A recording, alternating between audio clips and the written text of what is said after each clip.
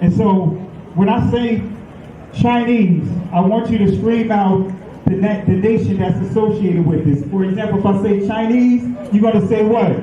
China. All right, let's say it with authority. When I say Chinese, you say what? China. All right, that's just a test right there. So here we go.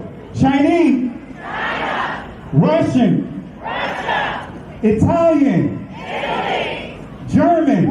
Germany. Swedish. Sweden. Korean. Korea. Egyptian. Egypt. Nigerian. Nigeria. Black. Exactly. Nothing. Tell him, Pastor. Tell him, Pastor. Black, nothing. I hope you were able to successfully identify the issue.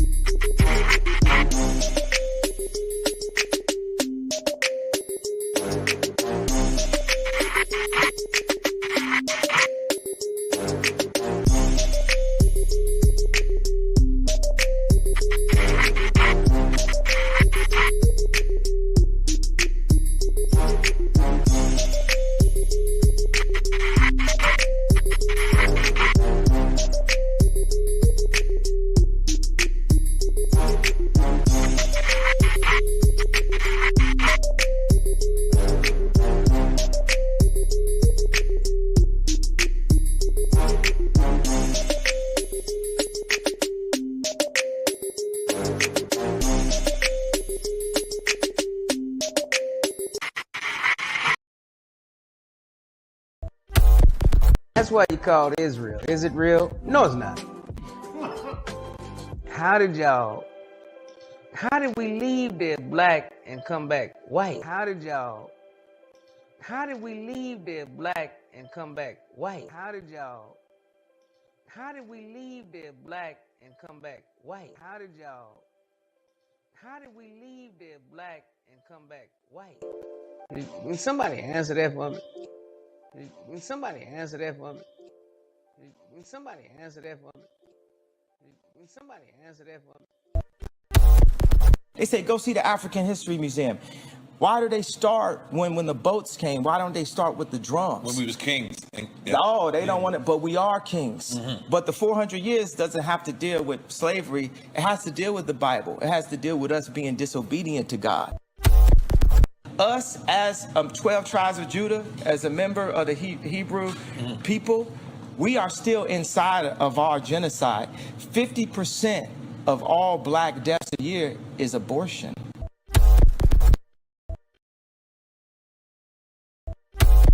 I'm so glad you're here because you can bring great clarity. Can you tell us a little bit about the Sephardic Jews and how they were scattered? Because they went west. I sure can. Because the reason why I want to is because a lot of them, and a lot of people don't know this, are in the Caribbean. They are. In the islands. And you're one of them. I know that. I'm one of them. I know that. Because, you know, a lot of folk don't know that those roots are there. One of the first batches of slaves that came to Jamaica, they were the Sephardic Jews. It's documented. And they're all over the Caribbean, South America, Central America, and even the South Central United States. Wow. And DNA testing is a factor in all this now. Moving bars and give everybody a little card. And they stick it in a little computer slot. And if they were tithing, beautiful musical to go off. And you know, welcome, welcome, welcome to the world, dome. But if they were non-tithers, the bar would lock up, the red and blue lights would start going, the siren would go off, and a voice would go throughout the entire dome. Crook, crook, crook, crook. Security would go and apprehend them, and once we got them all together, we'd line them up in the front and pass out Uzis by the ushers. We point our Uzis right at all those non-tithing members because we want God to come to church. And at the count of 3 Jesuses, we'd shoot them all dead. And then we'd take them out the side door there, have a big hole, bury them, and go ahead and have church and have the anointing. Aren't you glad we're under the blood of Jesus? Because if we were not under the blood of Jesus, I would certainly try it. Folks, this is a serious thing.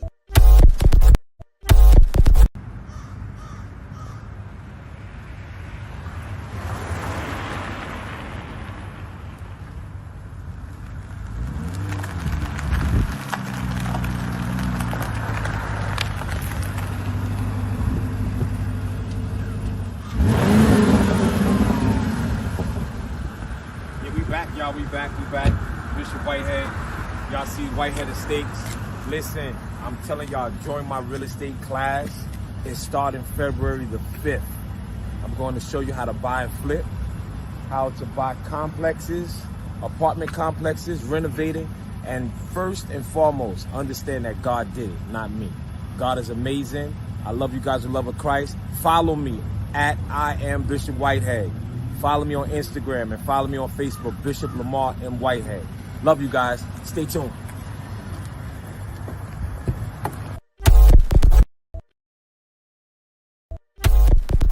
Genesis chapter 11, verse 10 explains the genealogy of Shem. Shem was a black man in Africa. If you repeat this fact, they can't laugh at you. If you repeat this fact, they can't laugh at you. If you repeat this fact, they can't laugh at you.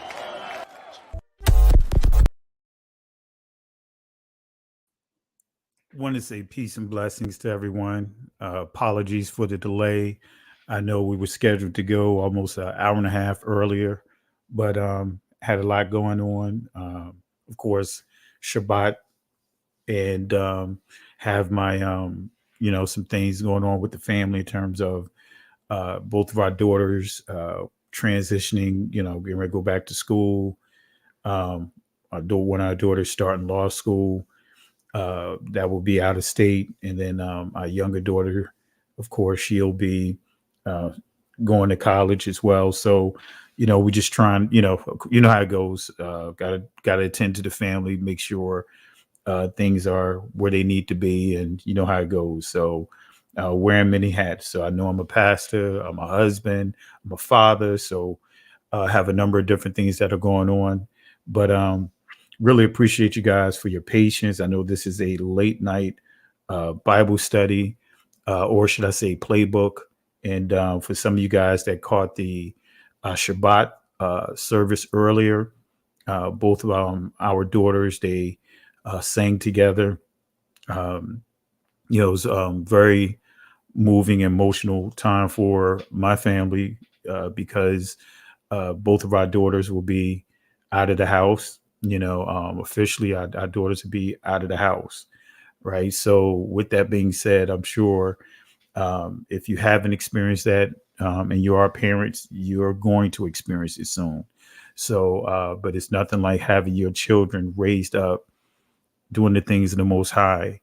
And even at their age, I understand that, kids are going to do their thing. Like the scripture says, train up a child in the way that they should go.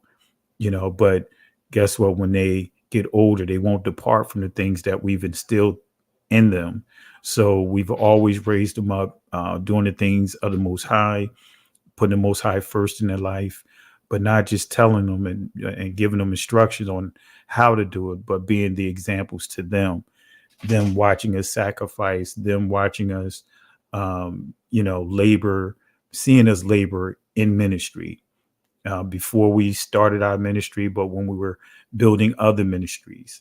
So the best example is be the example, show the people how to do it, not just telling them what to do, but showing them how to do it. So thank the Most High for me to even be able to give this testimony to even share that the testimony of having our daughters achieve what they've achieved and continue to achieve. And so I thank the Most High. So, with that being said, these are the last two that's transitioning. We have a total of 3 daughters. Our older daughter is in New York. And, I thank the Most High for all of them achieving the highest level or at least striving to achieve the highest level of academia. So I just thank the Most High. So with that being said, we got a lot to talk about. And I really wanted to piggyback off of what I touched on a couple of days ago about the hustle. And someone pointed out that I should do a playbook on the hustle because, unfortunately, we are people that can many of our people we suffer from the herd behavior, right? Herd behavior. We like to move the way the crowd move. We like to stay on top of things and articulate ourselves with the way the crowd articulate themselves. And some of us don't feel comfortable to having an independent thought. So we have to go wherever the crowd goes, wherever the herd moves. That's a herd mentality. So with that being said, I really want to just touch on the hustle because, again, I know many are really highlighting and the buzz is dealing with the tithes and offerings. And, I want to be clear. Truth be told, and any pastor, true pastor will tell you that, um, every ministry in their ministry, and you can look up the statistics on this. 10% of the ministry, between 8 to 10% of the ministry, those are the ones that are doing the bulk of the work. Those are the ones that are actually giving tithe. I don't like to say pay tithe, like many preachers would say, but that's not, the tithing portion of it is not what many people think it is. Now, of course, if you're a larger ministry, 8 to 10% will have a different impact if you're a smaller ministry.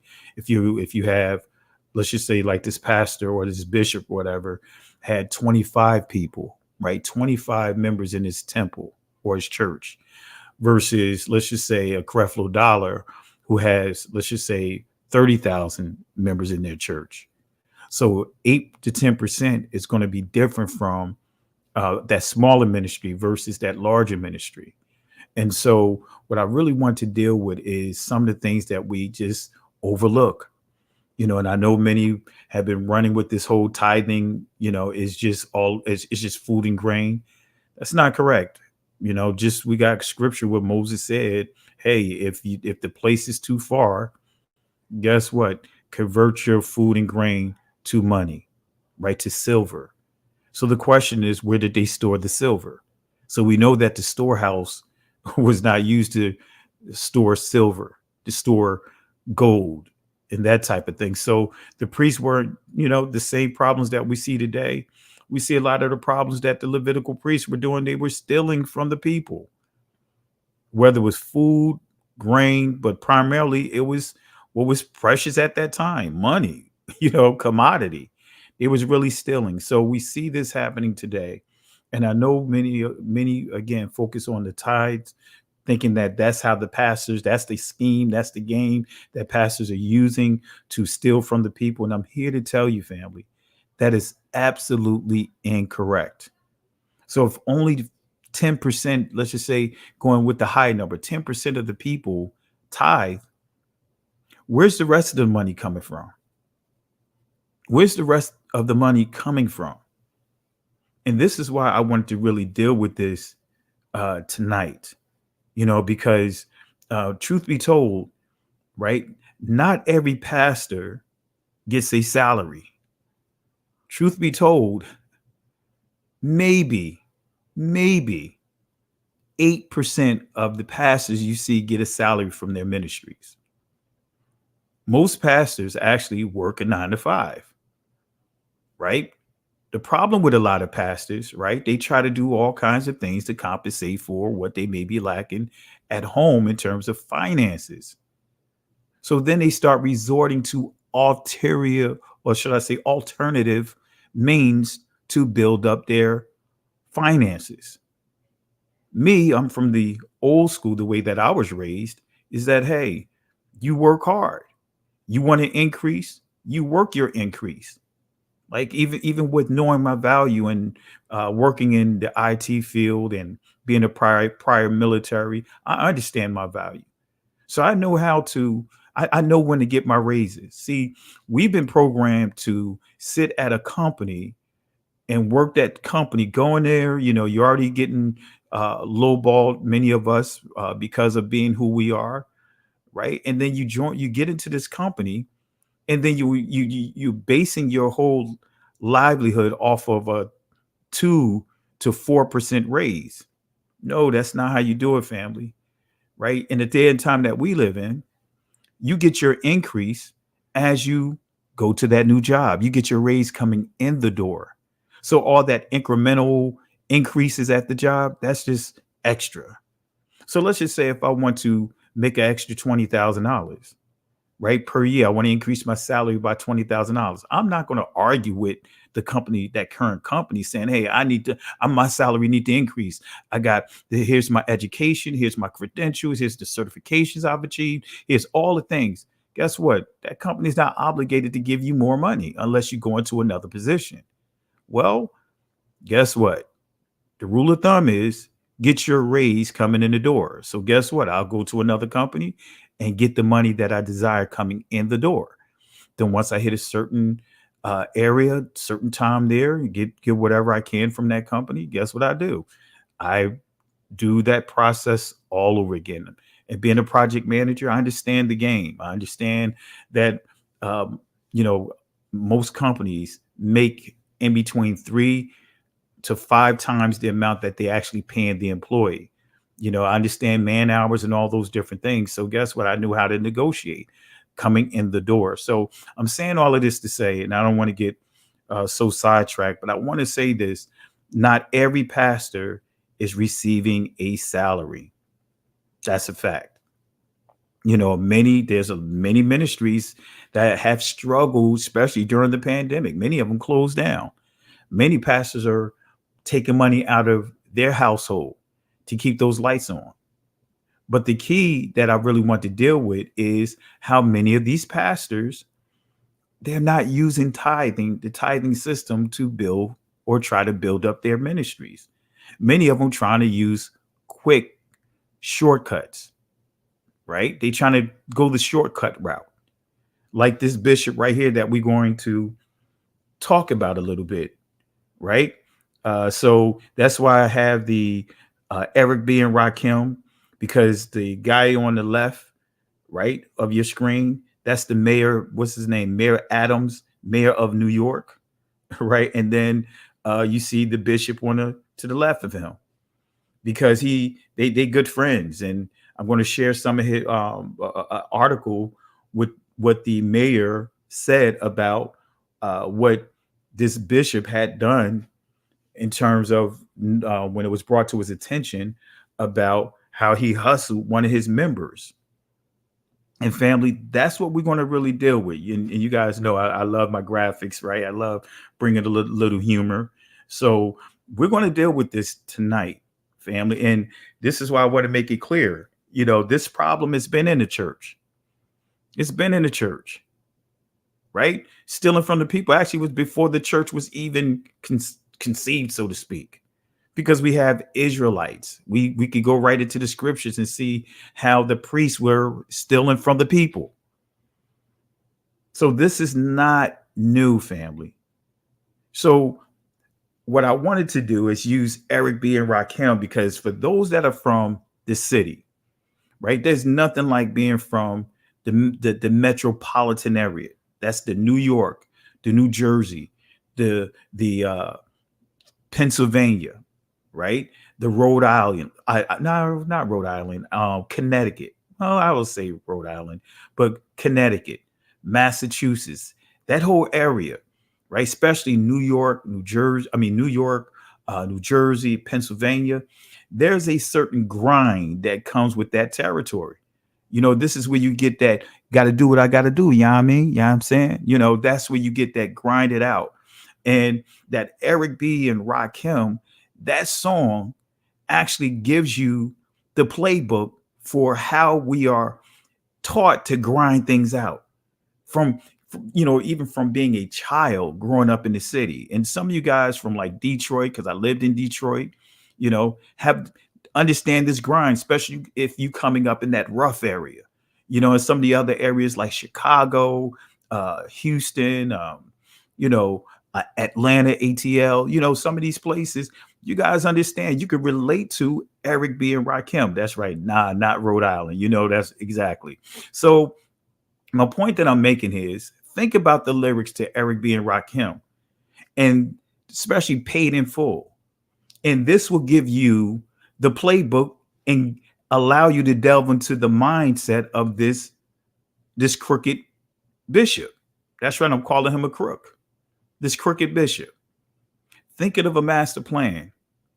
Ain't nothing but sweat inside my hand. So I dig into my pocket where my money is spent. So I just leave it and still coming up with lint. So I start my mission, leave my residence, thinking, how can I make it as president? I need money. I used to be a stick-up kid. Think about all the devious things I did. I used to roll up. This is a hole up. Ain't nothing much funny. Stop smiling. Still don't nothing move but the money. Now I learned because now I'm righteous. I feel great. Maybe I might just search for a 9 to 5. If I strive, then maybe I'll stay alive. But the key is, and I'm not trying to go all the way into the lyrics, but when you start really thinking about that grind, think about these two individuals, right? Especially that crooked bishop, right? Thinking of a master plan, ain't nothing but a sweat inside his hand. What is his master plan? The hustle. That's his master plan. The hustle. Thinking of a master plan, ain't nothing but sweat inside his hand. So he's digging into his pocket where his money is spent. He just leave it because he's still coming up with lint. In other words, empty pockets.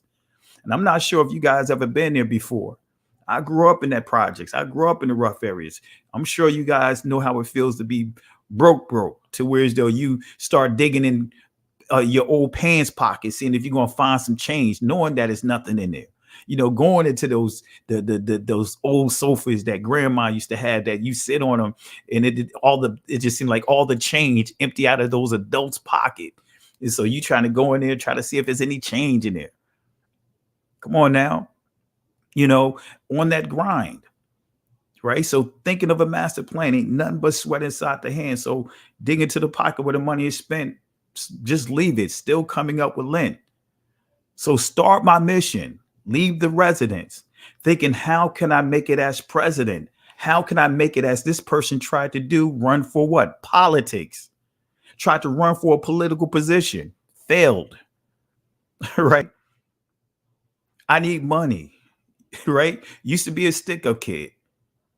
And think about all the devious things I did. So all the devious things that he did while he was out there living that life, he brought those devious things inside where? His assembly.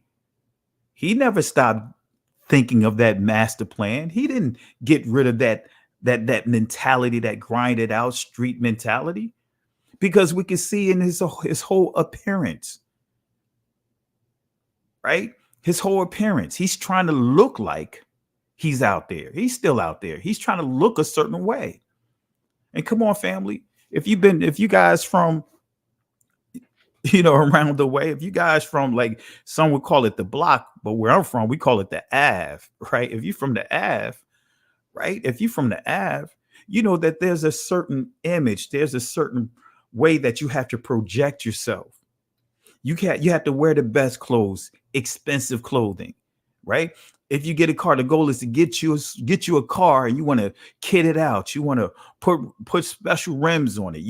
It has to look a certain way. That's why you see so many people within the projects have $40,000 and $50,000 cars, living in, at that time, an apartment that would cost $25 to $50, and they can't make rent.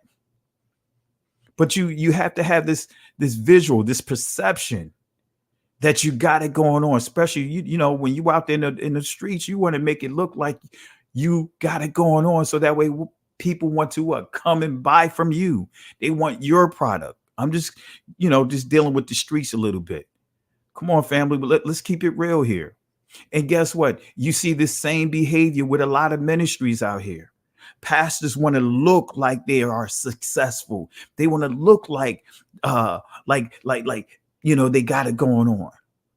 They want to flash the cars. They want to flash the homes. They want to they want to appeal to the very thing that people desire. Everyone desire to live better, to have a decent way of life, right? That it doesn't matter what race or what ethnicity you come from, right? You still want to live a certain way. Even living in the projects, guess what? You still want to live a certain way. You want to achieve a certain level of income. You want to have a certain look, a certain prestige about you. But the problem is, many of us try to do it quick. We try to cut corners. And I learned in the streets, hey, quick money, right? Quick money, come and go. Quick money, you get it, you lose it just as quick, right? Quick money. There's a lot of consequences that come with the territory of trying to get quick money, right? That's right. Ghetto fabulous. That's the term. Ghetto fabulous. Man, you remember that song, Ghetto Heaven, right? Ghetto Heaven. I can't remember who sang that song. Ghetto Heaven. That was one of the anthems, man, when it came out. Ghetto Heaven. Man, you have pumping that up. Ghetto Heaven. But Rakim was that song. Rakim is the song that really encompassed the city, the street mentality, because that's the mindset of grinding it out. Like I said in the live I did earlier this week, right? You learn how to do what you got to do. Yeah, I mean, you learn how to go to, nobody don't have to tell you to go out there and try to get money. You go out there going to Food Town or ShopRite, and you helping bag groceries. You helping some of the people to get their groceries to their car. You helping some of the senior citizens that's walking with their carts, you know what I mean, with their groceries. And you helping them, you walking them home to make sure that they're safe. And then you helping them with their food, their groceries, getting it into the elevator as they, you're doing those things. Come on, family. And you get tips off of that when you're young.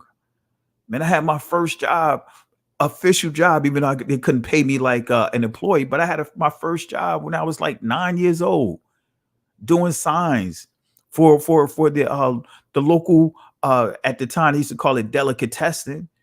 They didn't call it bodegas, but it was a bodega, right? It was a Spanish store. Right? They saw my profile. I had a profile, right? A portfolio rather, of my drawings. And I sat it up on the counter, and all of a sudden I hear somebody say, "Who drew this?" They screaming out in the store, "Who drew this?"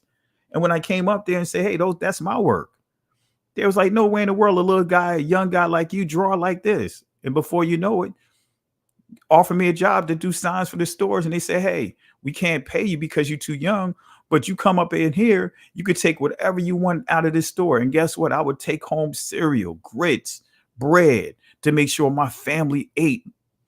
Guess what? My parents, my moms could share the testimony. My brothers could share the testimony. But guess what? You get to that point when you're getting older, man, when you get into that 14, 15-year-old age, and you doing all of this to try to get some money the honest way. But then you have some people going the ski mask way. Guess what? They doing all kinds of things. It's hard to try to stay honest when you see people getting that quick money, but they get all the clothes, the shoes, all those things that come with the territory. The temptation to get that quick money. Family, I got a past just like everyone else has a past. This bishop had a past, but he never let his past go. You couldn't, he didn't understand even the scriptures when it tells us abstain from even the appearance of sin.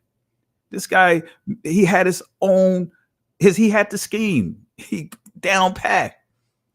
And we're going to break down the scheme. Come on, family. When I was growing up, man, being on the Ave, stick up kids, crooked cops, man, that stuff been going on. Cops stealing people's stashes, right? all kinds of stuff going on. If you where I lived at, man, if you had more than $100 more or more inside your pocket, guess what? You get pulled over, or you get pulled over by the cops while walking. Guess what? They can take it if you don't have a pay stub.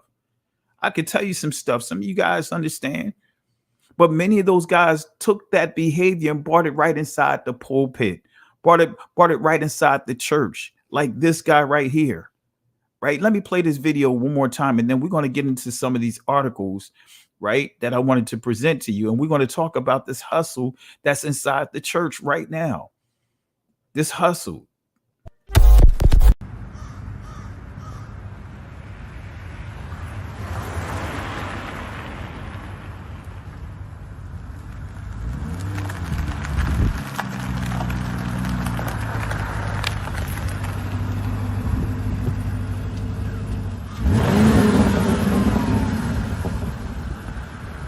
Y'all, we back.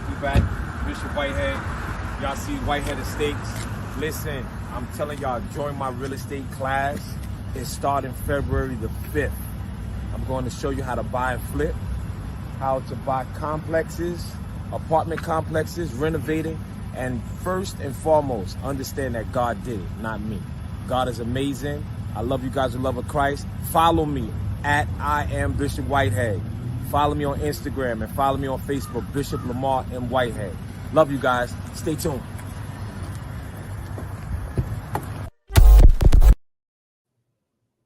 You see the hustle right there? He don't even own that. He don't own those projects. Those not the towers. We would call those the little bricks. He pulled up in front of the little bricks with a $200,000-$300,000. Actually, I think it's higher than that. It's like almost a $500,000 truck by Lamborghini. Right? Want to have the image like he's on what's one of those shows, Power. Like he's on Power. Like he's on Tom, Rolling with Tommy out in Chicago. Rolling up like he's living that life. And actually probably still living that life. Right? Never stopped it. Never gave it up. But oftentimes it's the ones that really didn't live that life per se that tend to exaggerate. Right? Go way overboard. But anyway, he's standing in front of the little bricks, driving a $500,000 truck, trying to give this perception that he owned the little bricks. Now, let me say this, family, for some of those that may not be from around the way, especially, where I'm from.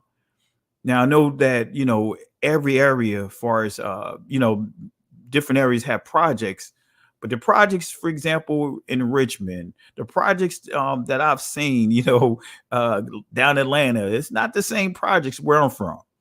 Where I'm from, you had the little bricks, which is like this, 3 to 5 floors, maybe a little higher, give or take, but 3 to 5, 3 to 6 floors.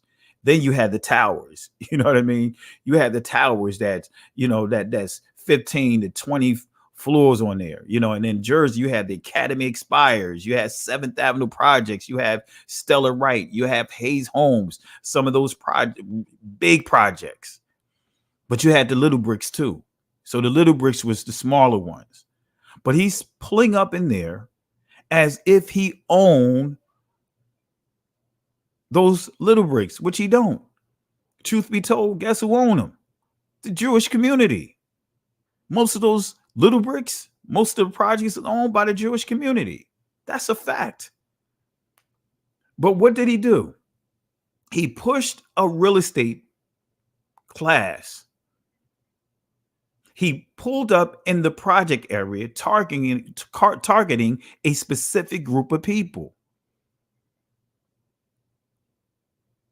He targeted a specific group of people, family. See, in the church, right? I could tell you some of the hustle in the church. In Kojic, I'll start with Kojic, right? I got briefed how to lift offerings in Kojic, how to target people in Kojic. Pastor was sharing with me, like, hey, one day, son, you're going to be a pastor. One thing I learned, if you know how to be quiet and listen, you will hear so many conversations. They'll share so much information with you. Man, I had pastors telling me how they target specific people inside their congregation. When they talk about the offering, they know they can look at it because it's on the forehead of some of the people sitting there, of the individual that'll give all their money, give their rent money, all for the sake of supporting that pastor. And they know they know the lingo of how to pull out and how to recognize that person that's on the fence, that know they can't afford it, but they know how to go in on that person. Come on, family. Many pastors come to other ministries already having their ministry sized up. That lady that may have a problems with where with disability, may have a problem with her arm or problem with her leg. They'll know how to witness to those people. Come on, family. Somebody that may be overweight and look a certain way. They know how to use that, go there about depression and all this other stuff, targeting those individuals. Family, it's the hustle. It's a lot of these preachers, a lot of these pastors are straight hustling. Come on, family. Come on, family. Can we be real about this? Can we be real about this? So what is the hustle? What is the hustle? So you have a bishop that has a ministry that don't have no more than 25 to 30 people. And how is he driving around with a $500,000 truck, supposedly wearing at least $500,000 worth of jewelry, living in a mansion that's worth anywhere from $3 to $5 million? How is this possible? How is it possible? Come on, family. It's a lot of this going on right now. So let's delve into this, family. Let's delve into it. Let's delve into it. Let's delve into it. Right? Let's really expose the hustle. Let's deal with the hustle, because many of our people are focusing on the wrong thing. Tithe. Do you think that these pastors are making money off of the tithe? Do you think that this hustler right here, this scam artist right here, made his money off of 25 people giving tithe? No, family. No. Didn't make that money off of tithe. But again, that's the thing that's being echoed so much. What does the scripture say about multi-level marketing inside the place of worship, right? I want to start off with this because we're going to deal with multi-level marketing in the place of worship, right? Network marketing. These are, for the most part, nothing more than glorified Ponzi schemes, the pyramid schemes. Come on, family. How many of you guys had to deal with this? I remember, man, getting offered the what's that? Amware, what is it? I can't remember. Amware or something like that, where they were selling all kinds of product like dish detergent and all that other stuff. Man, what are some of the popular ones that you had out here? There's so many different ones out here. It's still circulating out here. Yeah, Amway. I said Amway, right? Amway.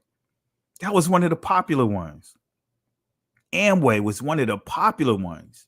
And man, guess who was doing this soliciting? Guess who was pushing that product? Church folks, starting with the pastor. That's right, that Amway. Y'all heard of Amway? Y'all heard of Amway? There's a few others out there, like the insurance one. I can't remember the name of them off the top of my head. There's a lot of them out there. You had, workout. I mean, all kinds. I can't even think of them right now. And so it's the Avon. That's right. That's right. Herbal juice. Primerica. That's the one I was thinking of when you deal with the insurance policies. You have so many of them out there. Man, do you know that many pastors are pushing their ministries like in the form of multi-level marketing? Right? You guys know, you guys got it down. Let's see some of the comments here as we do some of the shout outs. Sister Carol, Amway. Y'all guys know what I'm talking about? Amway. Rawls Tally, Amway, right? Right? Peace and blessings, wise society. Rick Pickett, Amway. Y'all know, y'all, every last one of you guys got that Amway coming at you, right? Amway, Block 229, Tupperware, Amway, right? I got hit with one a couple of months ago, right? What's the other one? A Go Planet Marketing, yeah. So true, absolutely. Prime America, Wise Society, the Herbal Juice. I remember when that came out. Man, Avon, yeah, Avon, right? Trying to get that pink truck, that pink Cadillac. Amway, oh my gosh, my cousin. That's right. That's right.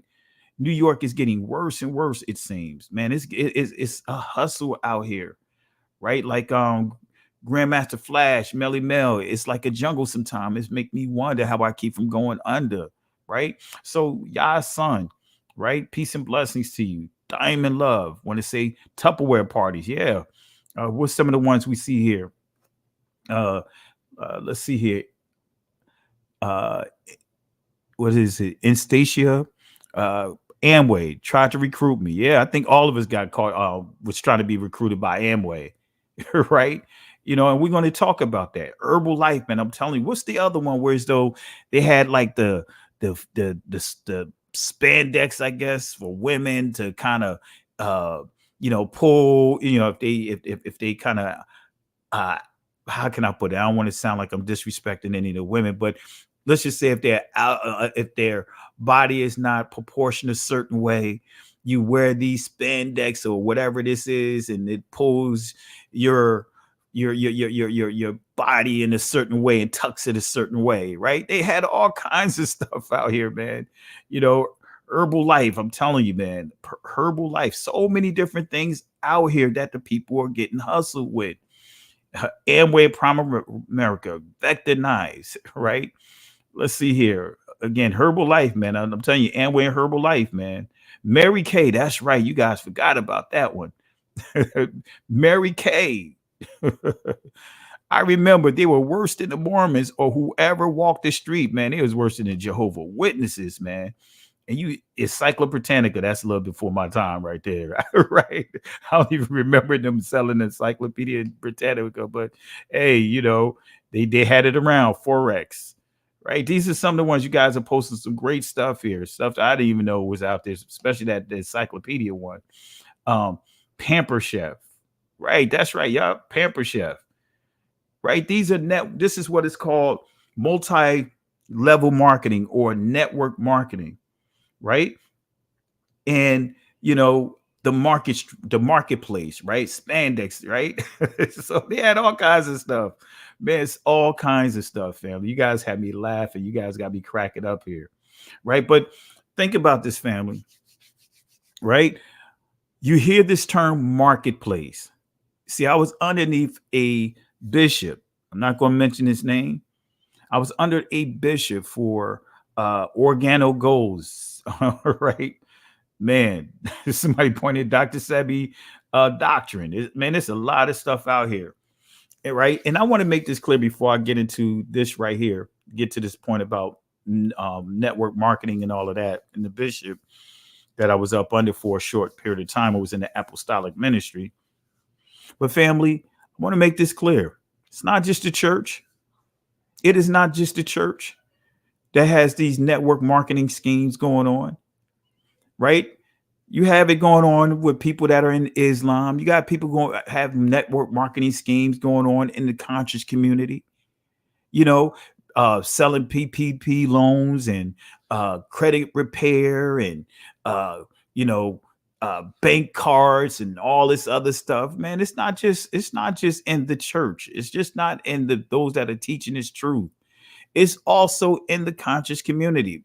Perfect example, Brother Polite. right? Look at what he did.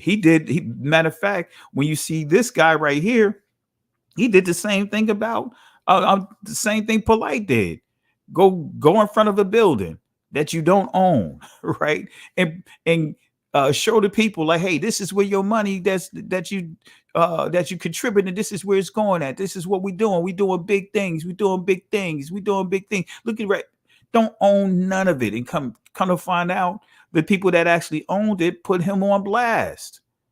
Come on, fam. It's all of this stuff is not just in among the people of the Most High. It's not just among those that are in the church. This is right across the board inside our community, and other communities are dealing with this multi level marketing, or this network marketing nonsense. Many of them that are dealing with this, right? It's not just happening in the church, but we're going to focus on and expose some of this hustle. So getting back to the point that I was going to go there, man, I didn't really know much about network marketing until I was up under a particular bishop, right? This particular bishop, man, every time you turn around, every other month, he was coming up with something else, marketplace things. And, every time you turn around was something new, a new product that he was presenting to the people. And I was an elder in this ministry, and I pulled him aside. I had a one-on-one with him and talked to him about it. Right? I made it clear, I said, Bishop,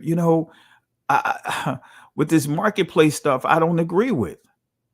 This is stuff that if you're going to have your own business, do your own business, but do it free from the ministry. Do it free from the ministry. Do it somewhere else. Do it somewhere else. Don't use your influence as being a bishop to put pressure on the people to support it. I told him what was going to happen. And it happened. He went from a ministry of over 200 people to about 14 people in a matter of about 8 or 9 months. See, he was banking on having 200 people. He can get 40 people. At least 40 people going to support what he does, because you're taught in church, especially if you leaders, you support the leader. You never let your leader look or be embarrassed in front of the people. You support your leader financially. If he said we need to raise, let's say $3,000, guess what, ministers? He'll say, I expect you guys to at least come to the floor, each one of you, with at least $50 to $100 to help start the offering. Come on, one of the hustles that many pastors do, right? Especially the one that's speaking, right, to try to get the people to give. He'll come out and say, hey, I'm going to go ahead and start this offering off with $100, because he knows he's getting the money back anyway through his honorarium.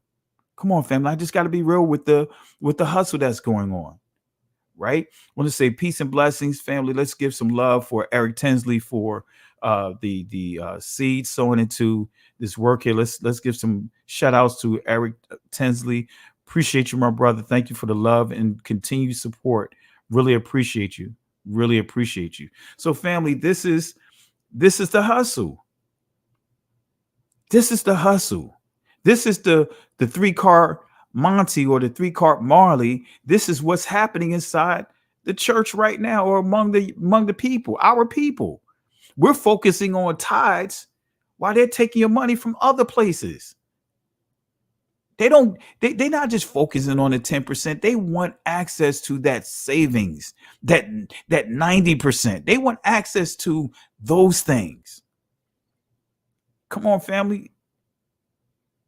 See, as I taught, just going off the top, of when I was discussing this earlier this week, when you understand these American dream per se, especially when you discuss things of how things were 20 and 30 years ago, right? The American dream for the middle class and for many in the lower class, the goal was 3 pillars to have a successful retirement, going into retirement and having something to hand down. Purchase a home, build up the equity, and pass that equity down to your children, or use that equity to pay for your children's college, so that way they don't have to worry about debt going to college. The other pillar was work for a job for 20 years and you get what? A pension. Not 401k. Then you don't have to do all the investing yourself. No, you have a pension. Then what you also have, right? The other pillar is Social Security. Those are the three pillars for especially the middle class and the lower class would strive to have by the time they get to retirement. But guess what? That's what's been targeted. These politicians, these corporations, right? These people that run these banking systems, that run Wall Street, they did what? They got access to that equity. They got access to the pension, and now removed the pension to now most 99% of the people, basically what they strive for is a 401k that they have to put all the money in. And the company just if you had a decent company, they'll match you at least $1 for dollar up to 6%.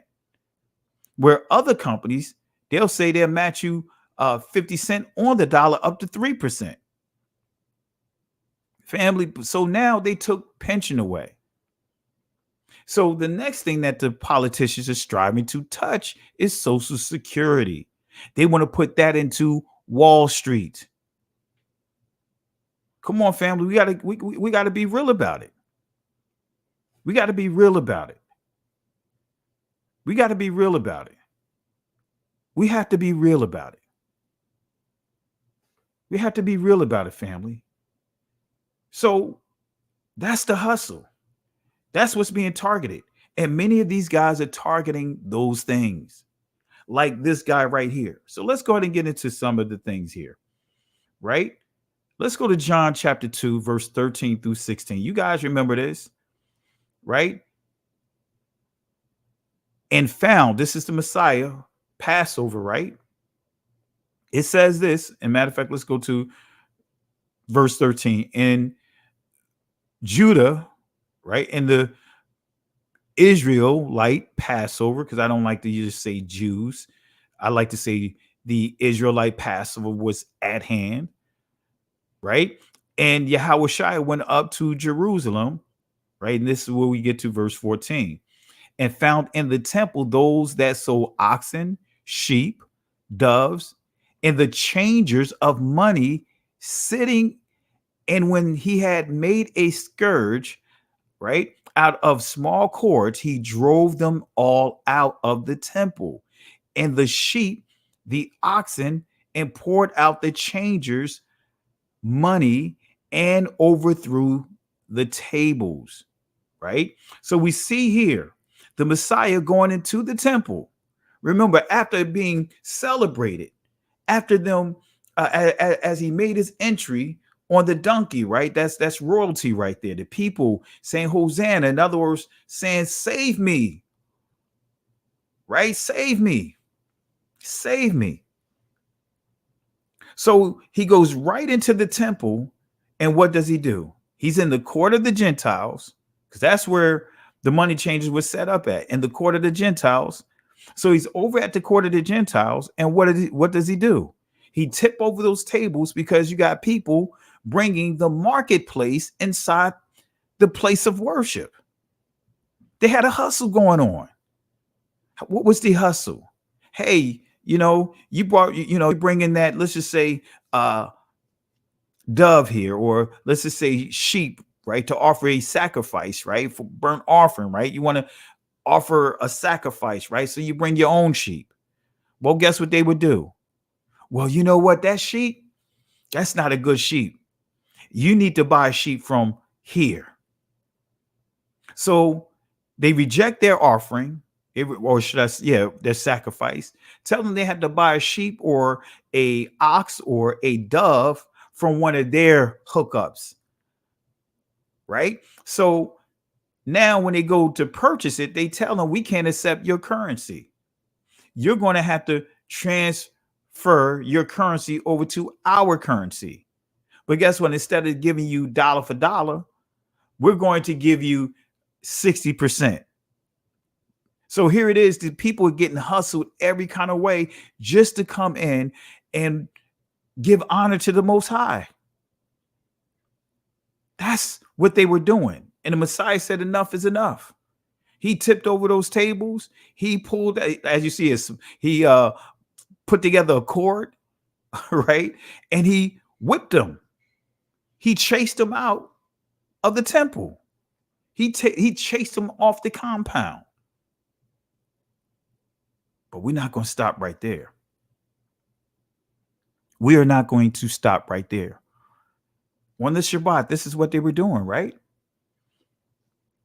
But let's go to another situation that's very similar to this. Nehemiah chapter 13, verse 15 through 21. Notice what it says, family. This is where I say, or where I get the Nehemiah 13 doctrine right from, right? But notice what this says. In those days, saw I in Judah some treading wine presses on the Shabbat. Let me read it again. In those days, saw I in Judah some treading wine presses on the Shabbat, and bringing in sheaves and lading donkeys, also wine, grapes, figs, and all manner of burdens, which they brought into Jerusalem on the Shabbat day. And I testified against them in the day wherein they sold victuals. There dwelt men of Tyre also therein, which brought fish and all manner of ware, and sold on the Shabbat unto the children of Judah and in Jerusalem. So they had people that wasn't even blood descendants of Israel coming in, breaking the Shabbat, coming into our community. Doesn't that sound familiar? Right? You had these people that were not even Israelites coming into the temple area selling on the Shabbat. There dwelt men of Tyre. Man, I encourage you guys to read, I believe, Ezekiel chapter 27, I believe. And you'll see some of the things that they were using, some of the currency, some of the things that were used as currency. Right? But again, coming to our territory, selling their product. Doesn't that sound familiar? Who owns the 7-Elevens in our community? Not us. Who owns the gas stations in our community? Not us. Who own those grocery stores in our community? Not us. Who own those project buildings? Not us. Who owns the barbershops? We we can own some of them. Who owns the beauty salon? Oh, we can own some of them. But we don't own the distribution, right? Think of most of the major businesses within our community is owned by someone else. Isn't that Deuteronomy 28? The strangers among us will be high above us, right? Think about that. They'll be the lender, we'll be the borrower. This is what was happening right here. See, we the people of the book, because that was happening right here. So it says all manner of ware and sold on the Shabbat unto the children of Judah and Jerusalem. And what's important about Jerusalem, because the remnant of all the tribes lived in Jerusalem. So the children of Judah, which is the southern kingdom, but then when it says in Jerusalem, guess what? You had a remnant from all the tribes living in Jerusalem. So verse 17, then I contended with the nobles of Judah, the leaders of Judah, the Nagads of Judah, Yahwadah, and said unto them, what evil thing is this that ye do, and profane the Shabbat day? Did not your fathers thus? And did not our Elohim bring all this evil upon us and upon this city? Yet ye bring more wrath upon Israel by profaning the Shabbat? Burden be brought in on the Shabbat. So the merchants and sellers of all kind of ware lodged without Jerusalem once or twice. Notice what this says. Verse 21, then I testified against them and said unto them, why lodge ye about the wall? If ye do so again, I will lay hands on you. From that time forth came they no more on the Shabbat. See, the Messiah did this very thing. Chase the money changers out. These are money changers right here, hustling in our community, not honoring the things that our people should have been honoring. They were profaning the Shabbat. And instead of these leaders, the nobles from within our community taking a stand, they was rolling with it. They were rolling with it, letting these people come in and prey on our people. Doesn't that sound familiar? Doesn't that sound familiar? Right? So let's get into some of these articles here. Let's start with this right here. New York City Mayor Adams still supports Bishop Lamar Whitehead, accused of bilking Brooklyn's mother, but with a caveat. Let's go to this article here. Notice what it says here. A day after allegations emerged that Bishop Lamar Whitehead bilked a Brooklyn woman out of her life savings. It didn't say tithe, her life savings, family. Mayor Adams defended his longtime friend on Friday. So Mayor Adams is buddy with this hustler and defended his friend, saying he'd continue to try to mentor the flashy preacher. The bishop lost his dad. Oh, he lost his dad. But so that led him into hustling the people, hustling someone out of their retirement. So the bishop lost his dad. Arthur Miller was his name during a police incident. Adams said during an unrelated press conference in the Bronx, I have always maintained relationships with people who have gone through traumatic experiences. My goal is to mentor people who go through crisis. Now, I want to make it clear. I'm not mocking and I'm not belittling. I'm not saying anything negative towards losing a loved one. I know that can be hard for anyone, but that is not an excuse to be hustling people. That's not an excuse to give why someone is behaving in this predatory way. So I want to make this clear. I'm not knocking, I'm not mocking, I'm not making fun of him losing a loved one. But that is not an excuse to use, far as from the mayor to justify his behavior towards people, hustling people. So he says, my goal is to mentor people who go through crisis. The lawsuit filed against Whitehead in Brooklyn Supreme Court is the latest in a string of high-profile stories about him.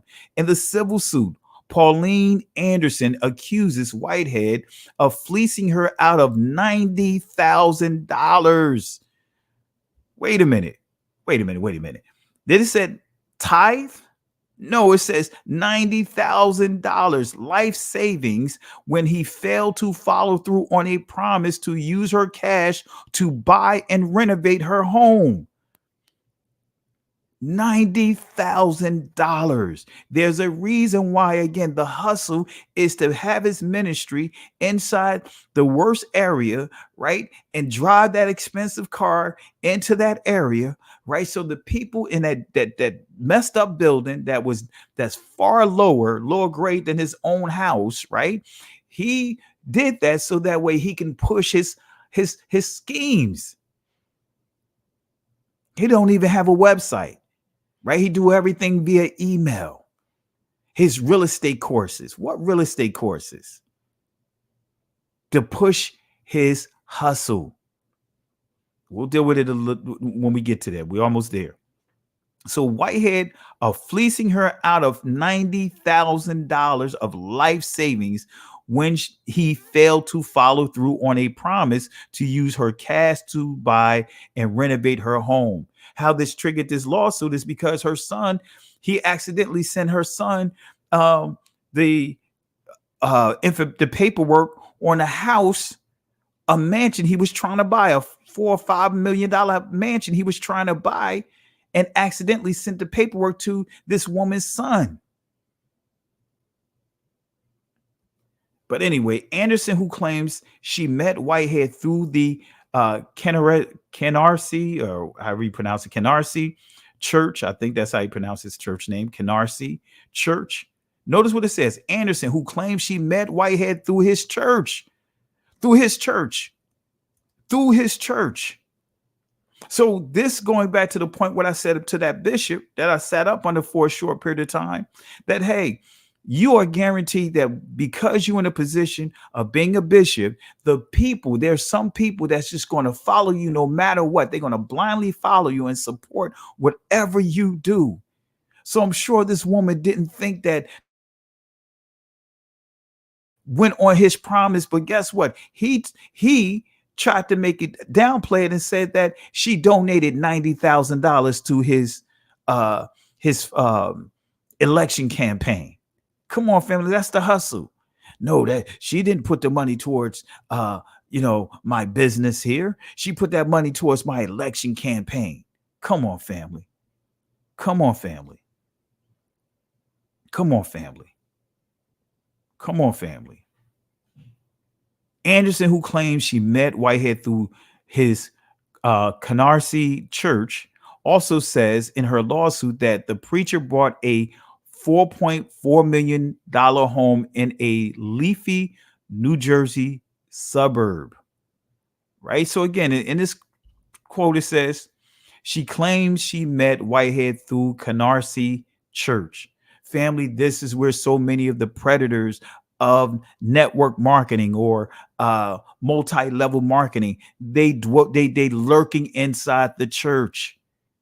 Many of them are lurking inside the church. So what is network marketing? Let's break it down real quick. This is coming from Forbes website. What is multi-level marketing? Let's break this down real quick. All right. This is an article titled Understanding Multi-Level Marketing. What is multi-level marketing? Multi-level marketing companies use people instead of retail outlets to sell their products to customers.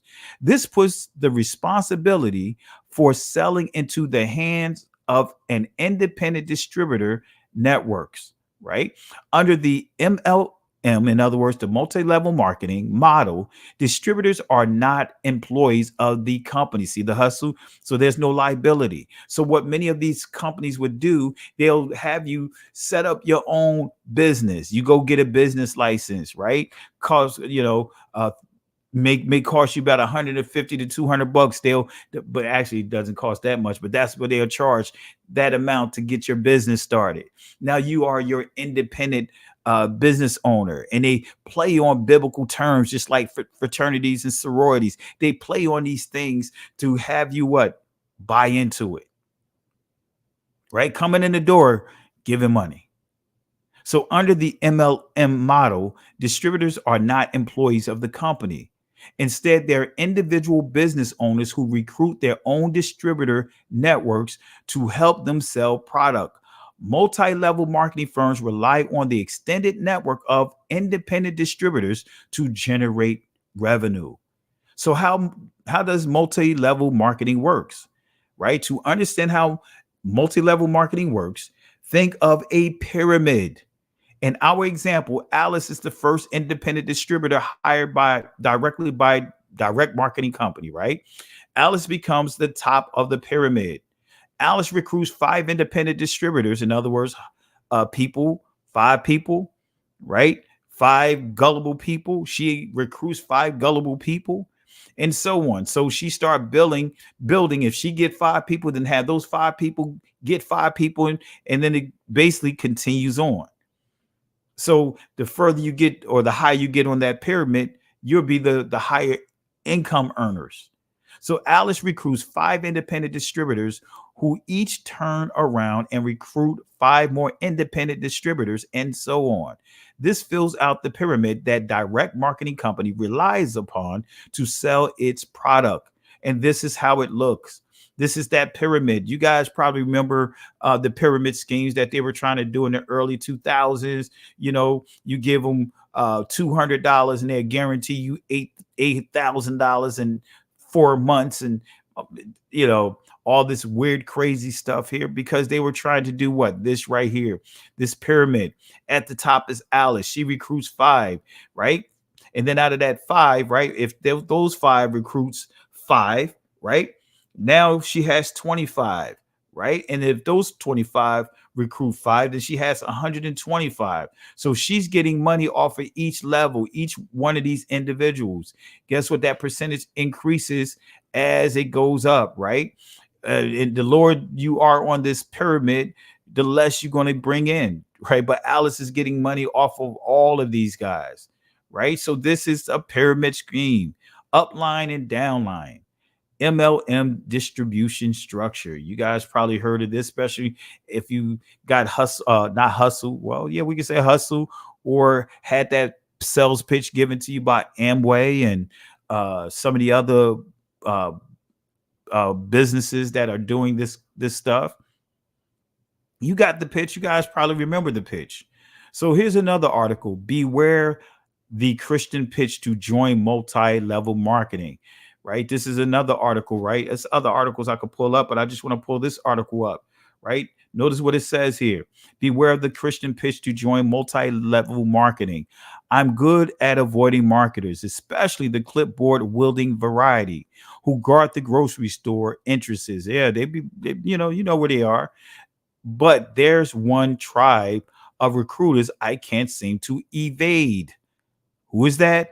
Christians in multi-level marketing. Come on, family. How many times have you heard this? I done heard this as a pastor, a number of times, being in the church, people want to bring me in and say, hey, I want to sit down. I want to run a business opportunity by you. And before you know it, it's some form of network marketing or multi-level marketing. As you see here, Christians in multi-level marketing, masters of initiating friendly conversation.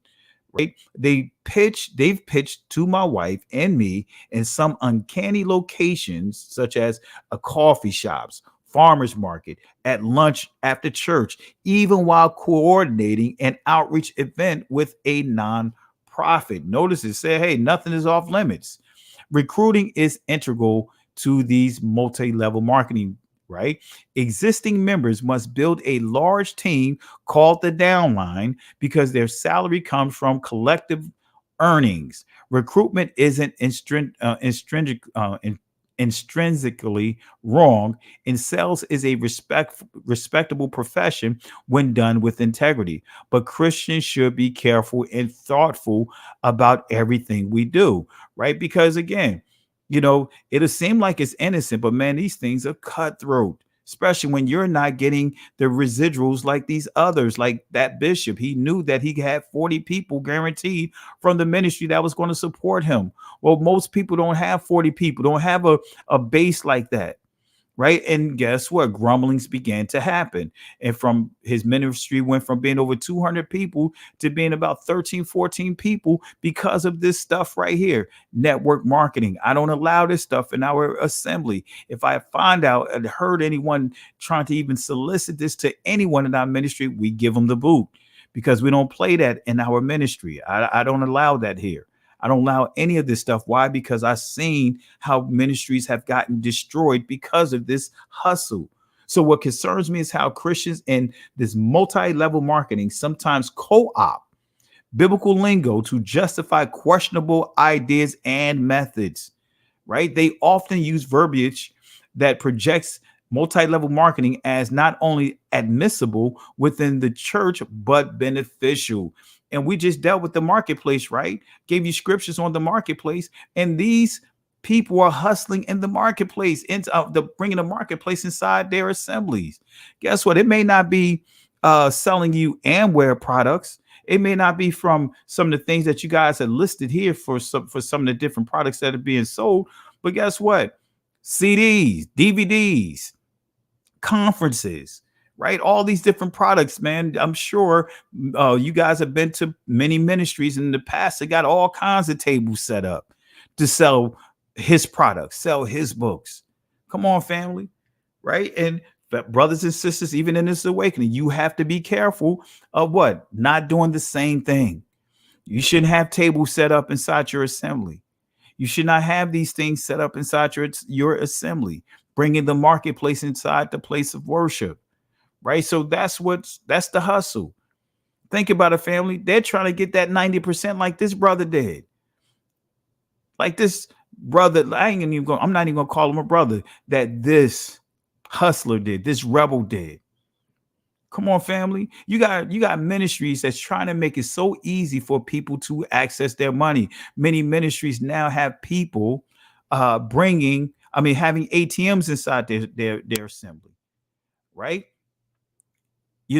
I've been presented with getting all kinds of, easy way for people to use their cards. But guess what? We don't do it inside our assembly because I don't want people to feel pressure to taking a credit card and call themselves giving the Most High an offering. No, the Most High don't want us to go into debt.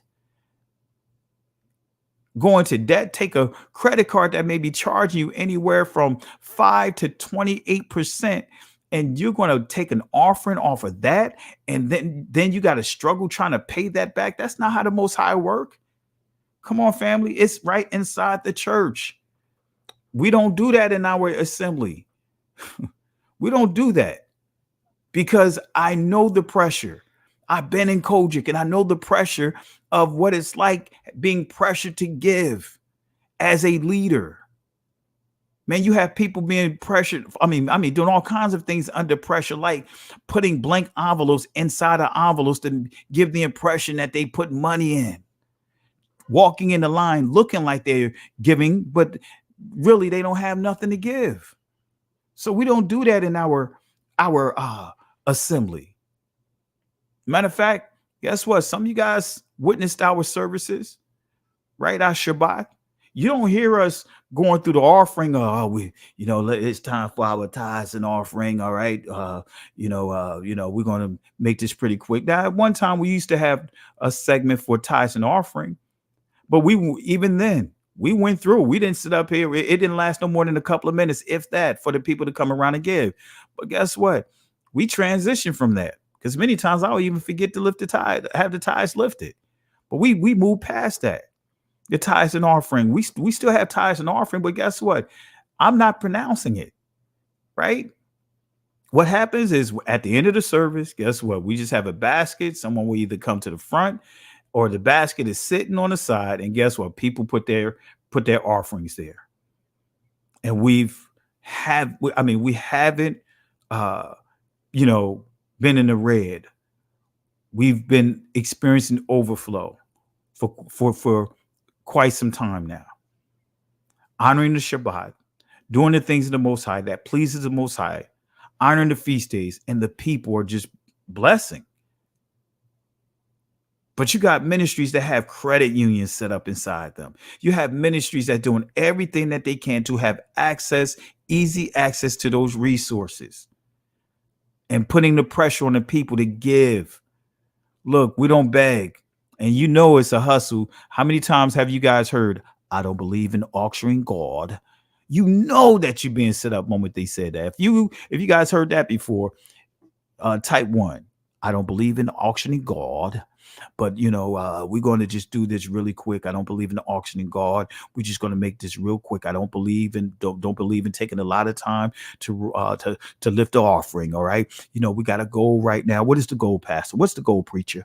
Oh, the goal is $5,000. Okay. The goal is $5,000. I know that, man, we could get past this pretty quick. If we could get 5 people to give $1,000, guess what? We could get through this pretty quick. If we got 10 people that can give $500, we can get through this pretty quick. Guess what? God loves a cheerful giver. He loves a cheerful giver. So can you give me some music? Come on, preacher. Can you give me some music as we lift this offering? Make sure you have it in the key of E flat. All right. Follow me as we go along. Remember, I don't believe in auctioning God. All right. Here we go. Oh, you said that we short. Oh, come on back out here. We're short. Let's do this again. Can I give somebody to just give us $100? All right. We don't have $100, $50, $50, $20, $20, $10. And then the ones that don't have, but whatever they have, all right, the rest of you guys just come on up here. Come on, family. Y'all know what I'm talking about. Y'all know you about to be hustled when you hear them say, I don't believe in auctioning God. And before you know it, they auctioning. the Most High. Y'all know what I'm talking about. Putting so much pressure on the people. So much pressure on the people. Yeah, look, I was in Kojic, right? I was in Kojic, so I know how they do it. Man, they bring that table back out. We sure bring that table back out. Well, we could do this real quick. And before you know it, man, that offering takes an hour and a half, just that portion of the service.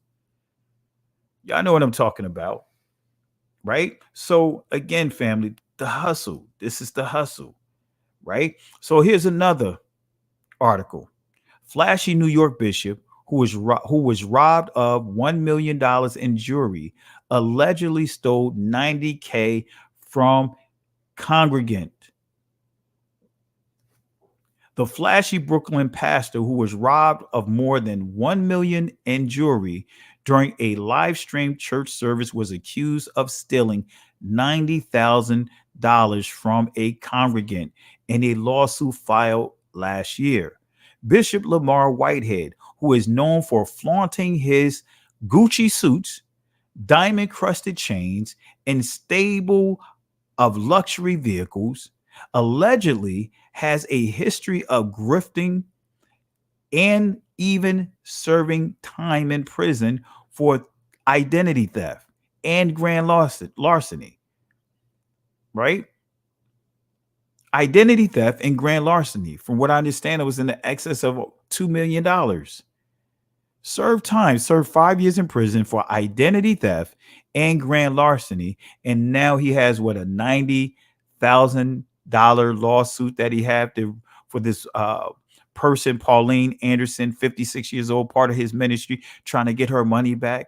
Pauline Anderson accused of the Rolls-Royce driving clergyman of convincing her to liquidate her life savings and pay him $90,000 investment in November 2020 with the promise that he would buy and renovate a house or a home for her, according to her Brooklyn Supreme Court lawsuit.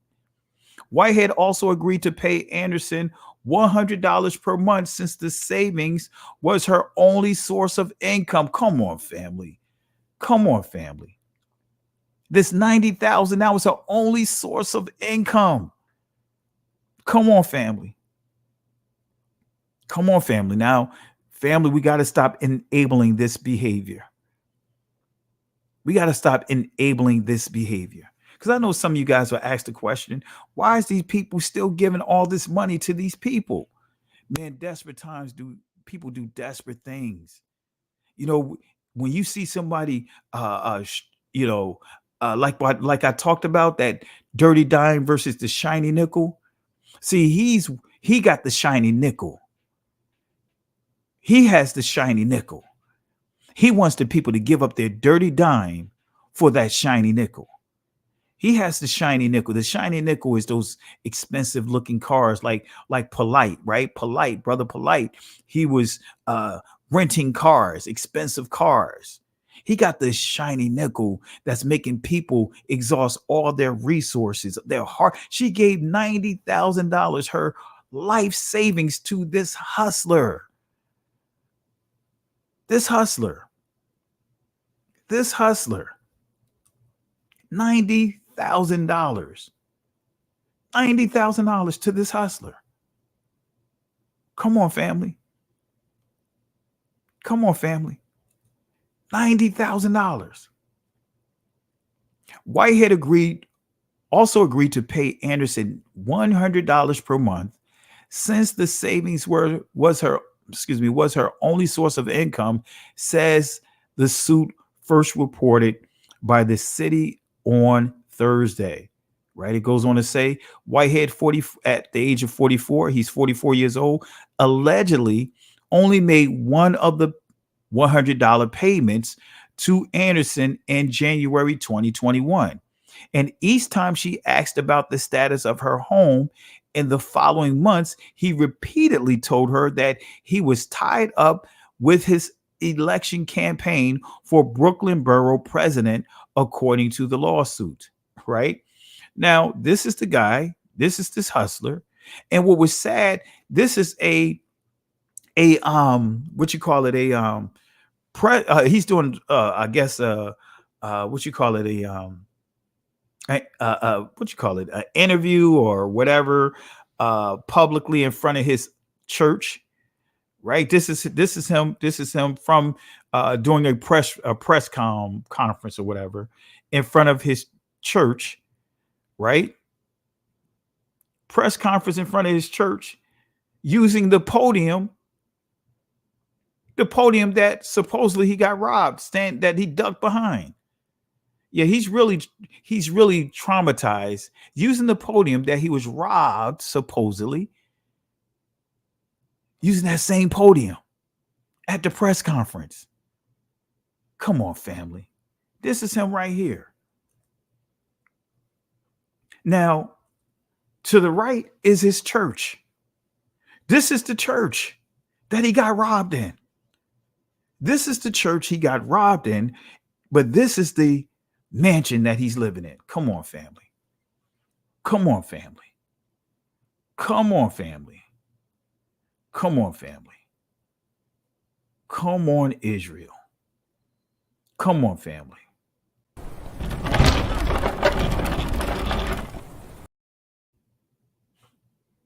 This is sad, family. This is the ministry. This is the church. This is the church.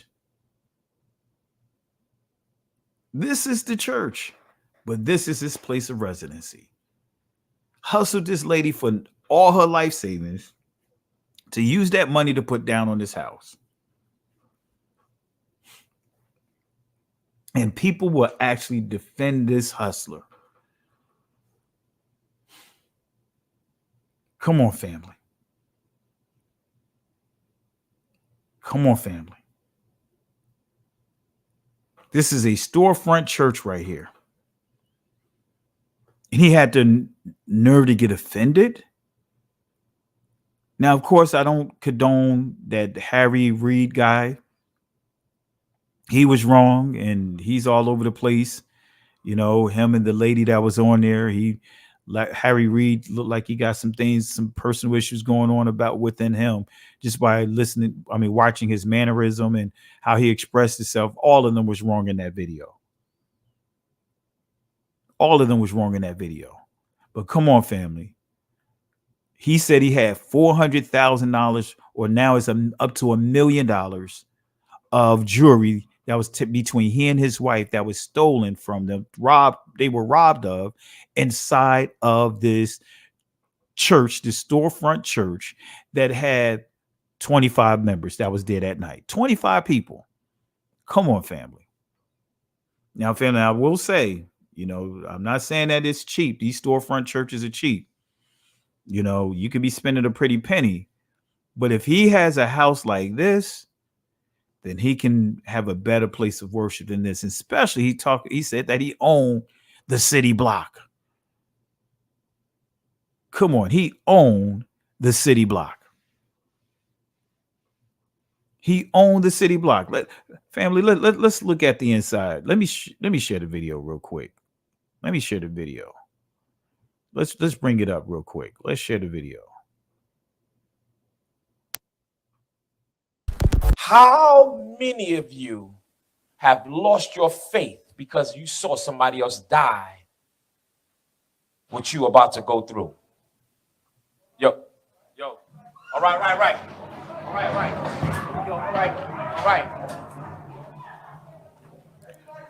Let's pause it right here. Come on, family. Let's listen to it. Listen to the trigger. Listen to the trigger. He gave the trigger is, you're going to hear the trigger. This is the trigger. This is the trigger. Let's pull it up again. Let me stretch it out here, because sometimes when you stretch it out, it buffers. Look at this guy right here. Come on, family. Come on. He a dead giveaway right here. He knew what was going on.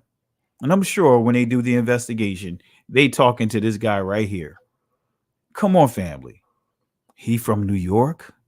He from the metro area. He up in the in this area, the rough area, they have a ministry here, and he don't know how to jump down on the floor. He don't know how to run. He's sitting there so calm. Like, yeah, guys, I got the inside scoop, guys. Now listen to the trigger. Listen to what the bishop said. This is the trigger. How many of you have lost your faith because you saw somebody else die what you about to go through? Yo, did he not give the playbook? Did he not give the trigger? How many of you have lost your faith by watching or seeing someone about to go through? And then suddenly, all of a sudden, this happened. Here we go again. How many of you have lost your faith because you saw somebody else die what you about to go through?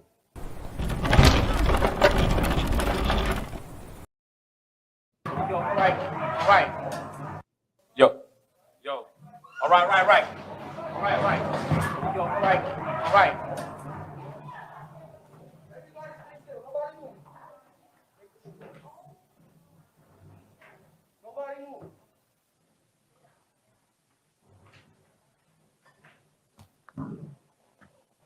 Come on.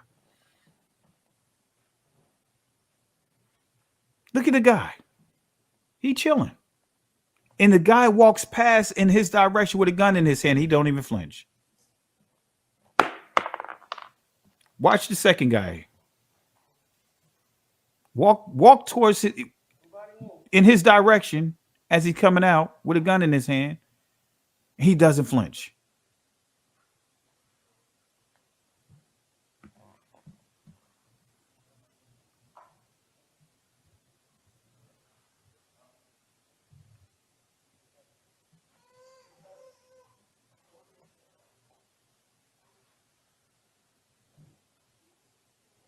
Here he goes.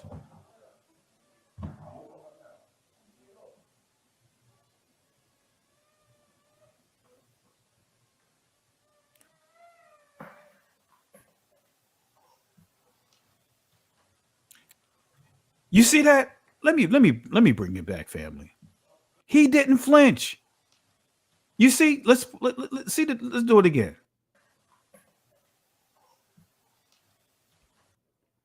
He doesn't flinch not one time. He doesn't flinch not one time. Come on, family. He got the gun in his hand right here. He doesn't flinch. Come on, family. Y'all know what I'm talking about. They're in the rough area, the worst area, and he doesn't jump down. He doesn't flinch. He doesn't move. He's just in.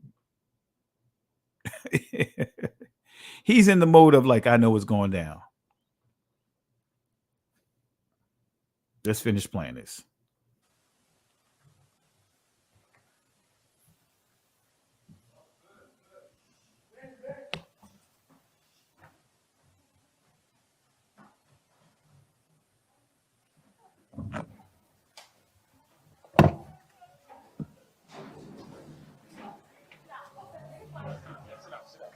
Now he gets the cue to do something, right? Now the bishop move, right?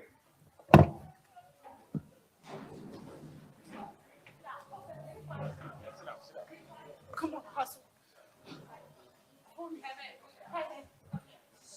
Nico. Come on, family. Come on, family. Come on.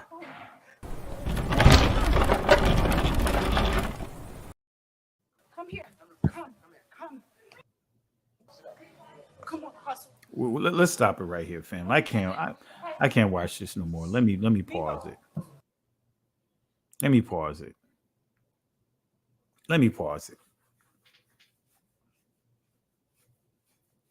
The Hustle family. All this money he's supposedly rolling in. Look at the place of worship versus where he lived. Look at the place of worship. Look at this. Now, pay attention to the podium. right? Let me enlarge this one Stay. more time. Stay. Let Don't me move. Come here. zoom in. Come here. Let me see if I could get a picture of Go to his your mom. interview that he Go to your did. mom. Go to your mom. Go. Right? Look at that podium. Right? Let me see if I could get a picture of his interview.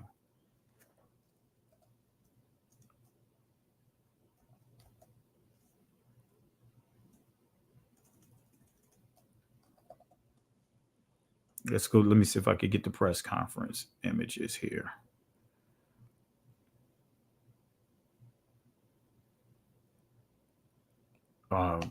Let's see here.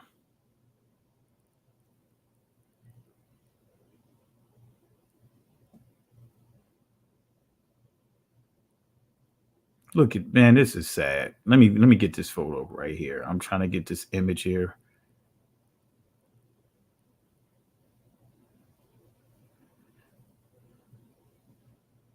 All right. Fair use here, family. Gotta make sure I put that out there. But I want y'all to pay attention to I pay attention to the details, right? I pay attention to the details. I'm just going to show a little bit of the video. This is his press release, right? Let me bring it up here. I want y'all to pay attention to the podium. Right? Let's bring it up here. Let's remove this here. Let's share.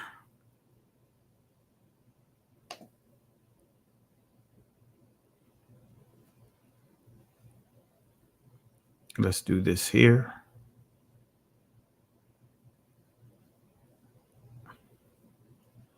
Now, what do you see here, family? You see that podium?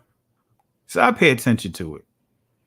Y'all see that podium? If you recognize that this is the same podium, type 1. If you recognize that this is the same podium, type 1. And I'm going to show you here. Let's go back to that video. Go. There's the podium. There's the podium. Stay there, okay? Come. There's the podium. Come on, family. You got to pay attention to the details. The same podium. There's the podium. But let's go back to his press release or press conference. Look at that. This is his podium. All about the hustle. That's it right there.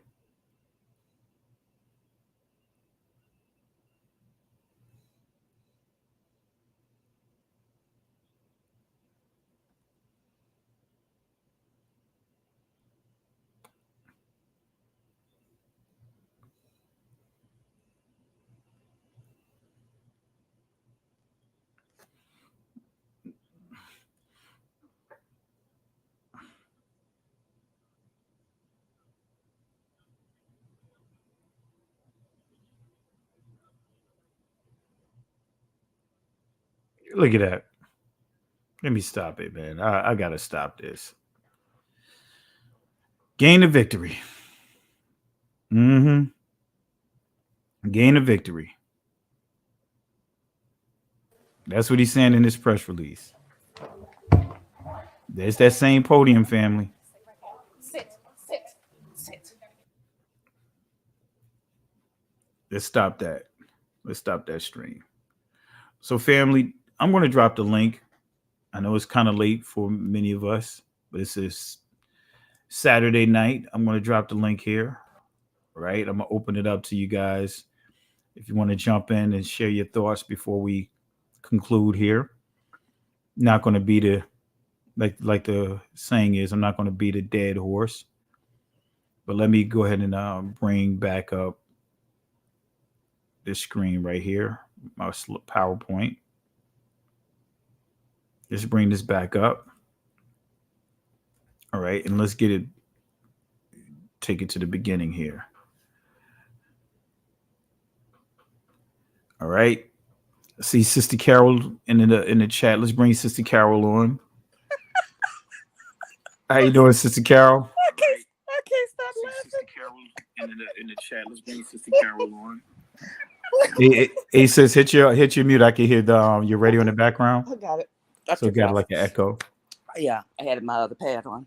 Oh, okay. Oh my. Okay. Wait, you crack it up at what, sis? Wait. Play old boy again and sit in the chair. You see that? He just chilling. I mean, he doesn't budge. He just chilling. And then after the bishop gets up, now he's like, oh, this is my cue. I gotta look like I'm concerned. Let me pull out the cell phone. He had his Bible open in his lap. He just chilling. He had it on the 23rd Psalm. He said that's his protection right here. No, what he got open, the wealth of the wicked. That's what he got open. You know, that's the scripture, the wealth of the wicked, right? For the righteous, right?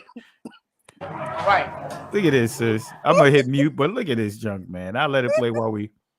You look how he chilling. Look at his expression on his face. His hands crossed. He's just chilling. They walking past him. But what really did it for me? I'm here for the Lord. The Lord. What really did it for me is when the guy walked past in his direction with the gun in his hand, and he still didn't flinch. Did you catch that part? Yes, I did. I was like, no, he didn't. I said they could have did better acting.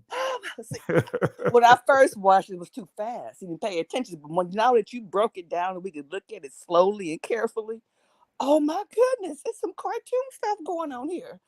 But it looks like a scene from In Living Color. remember the two characters?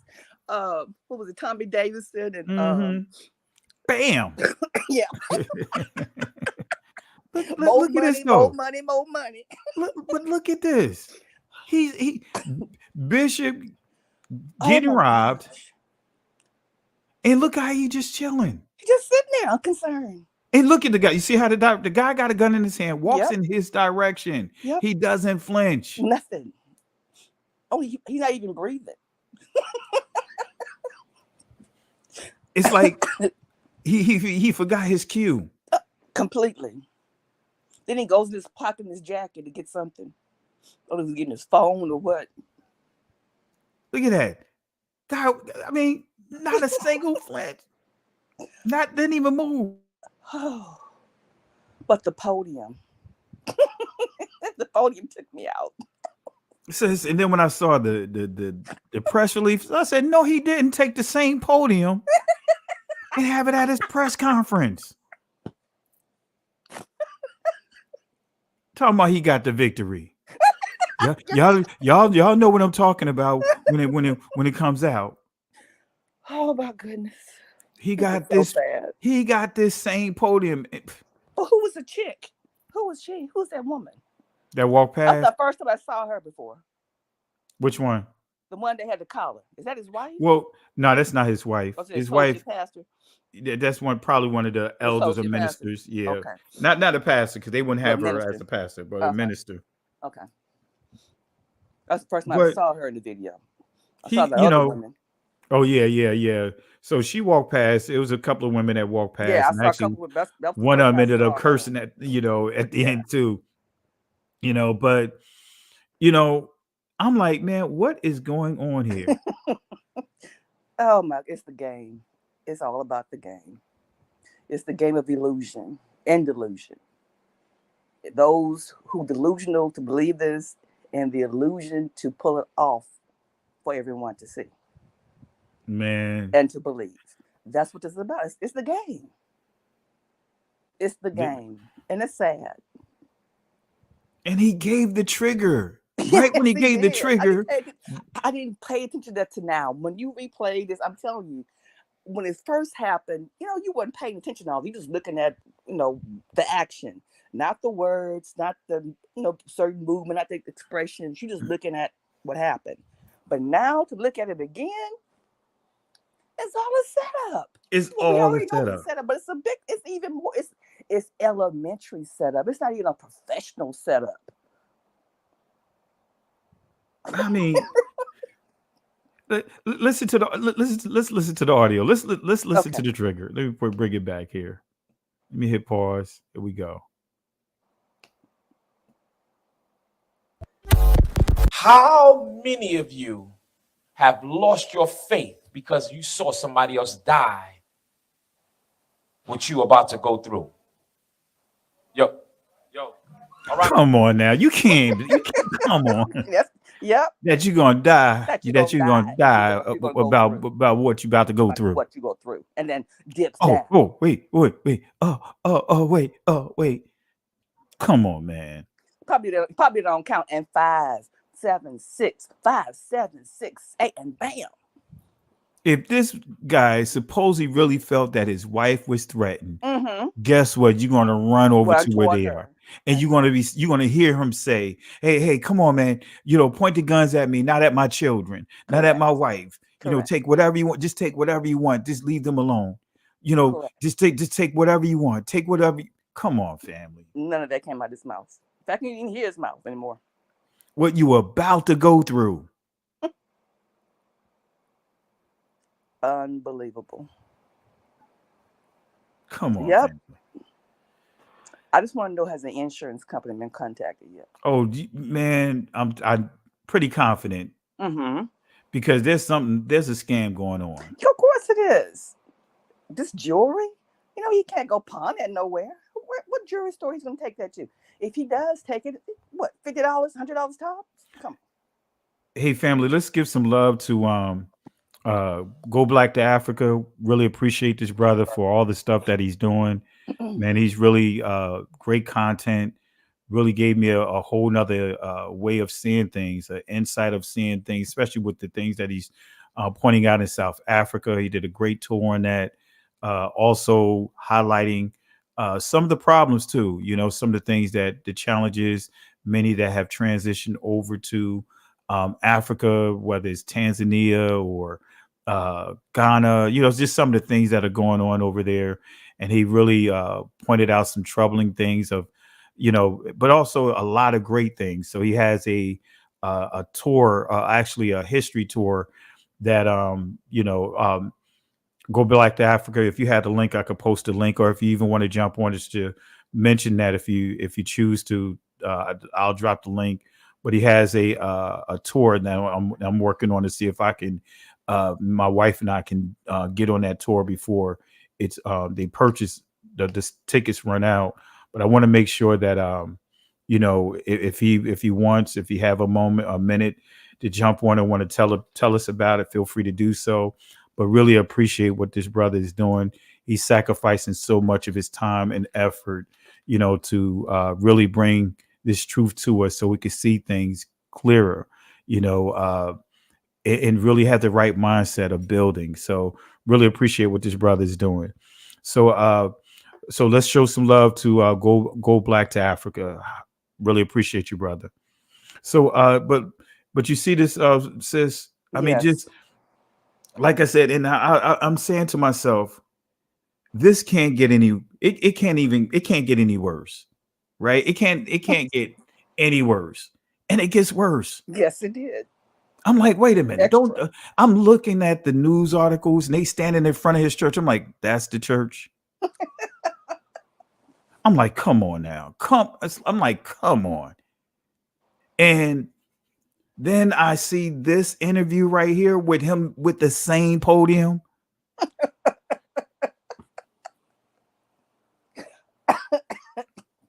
We should interview the podium.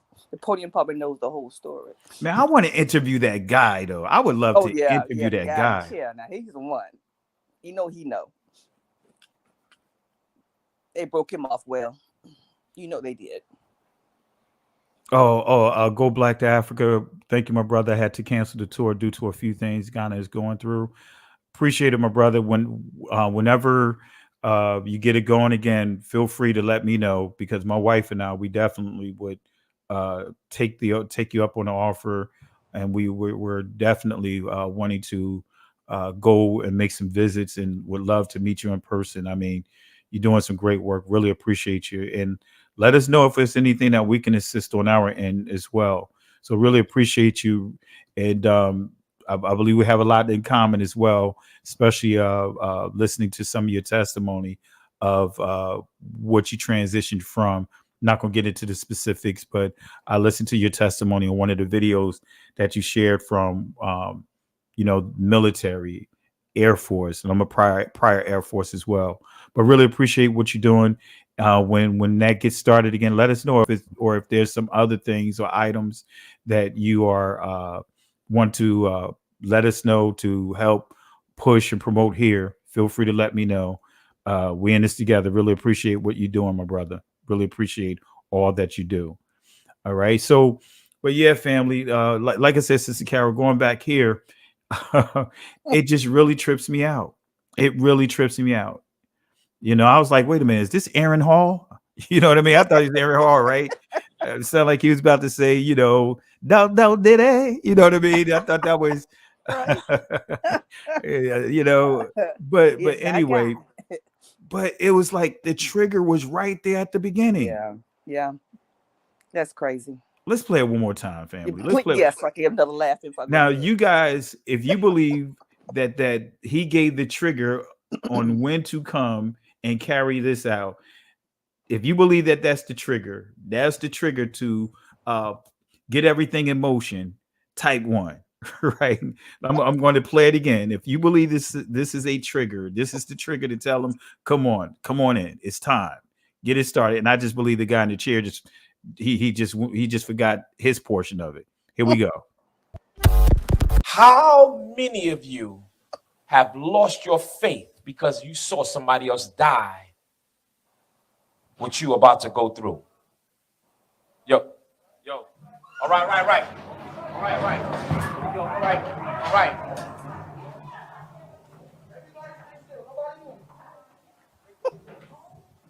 Oh my God. When he says yo, right. You're right. No, man, don't put the guns in my wife's face, because he said they put the guns in his wife's face, put it in his daughter's face. You gonna help plead. You gonna say something. You gonna try to do something, even if you just say something. Right, but you run around on all fours. The camera moved over to the side. Who got time to move the camera over to the side? Yeah, who is the cameraman? Exactly. Who's the camera? Who's doing the But camera he said work? he moved the camera. If you listen to the interview, he said he moved the camera. So he ran all the way down to the camera? That's what he said. He moved the camera. Oh my goodness. I didn't know he ran down to the camera. I don't know how he did it. Yeah, There's no way. He's still laying on the floor. He's still laying on the floor. I don't know how he got over to the camera. Exactly. That's my point. But whoever moved the camera, guess what? They weren't on cue, because they exposing the corner man. Look how he look at it. With his Bible and his hands all clasped together. Oh my goodness. That shot right there tells the whole story. I mean, and then dude just walks on by casually. Here it is. Here's the cue. He forgot his cue. He's like, oh, I'm supposed to put my Bible down. Oh, right. let me. I need to stand up now. Oh, okay.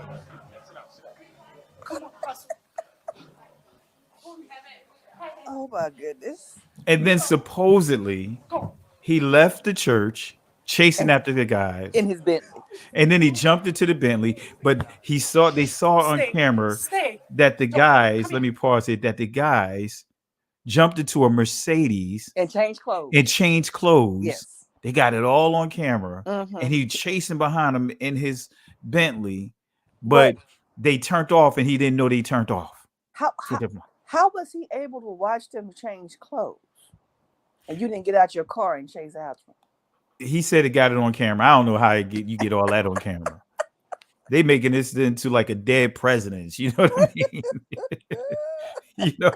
They making this into dead presidents. Like Lorenz Tate gonna come out, come out the garbage can. You know what I mean? Or the coming from below the dock. Oh my goodness.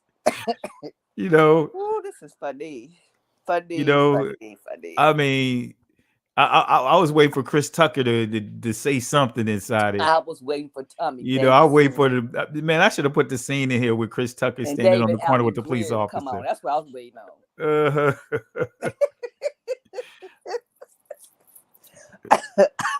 That's Tommy Davis sitting in the chair over there. Now, and then look at this here. I got to play it one more time. Look at this. Yeah, please do. Man. So I can get another laugh. Well, I'm gonna play his ad real quick. Okay, here we go.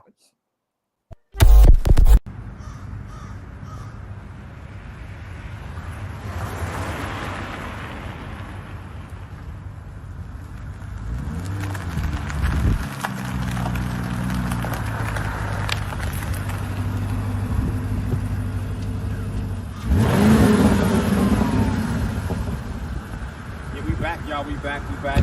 Bishop Whitehead. Y'all see Whitehead Estates. Listen, I'm telling y'all, join my real estate class. It's starting February the 5th. I'm going to show you how to buy and flip, how to buy complexes, apartment complexes, renovating, and first and foremost, understand that God did it, not me. God is amazing. I love you guys with the love of Christ. Follow me at I am Bishop Whitehead. Follow me on Instagram and follow me on Facebook, Bishop Lamar M. Whitehead. Love you guys. Stay tuned.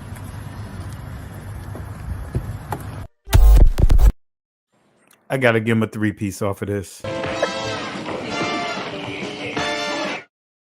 And we got to give him his order to go.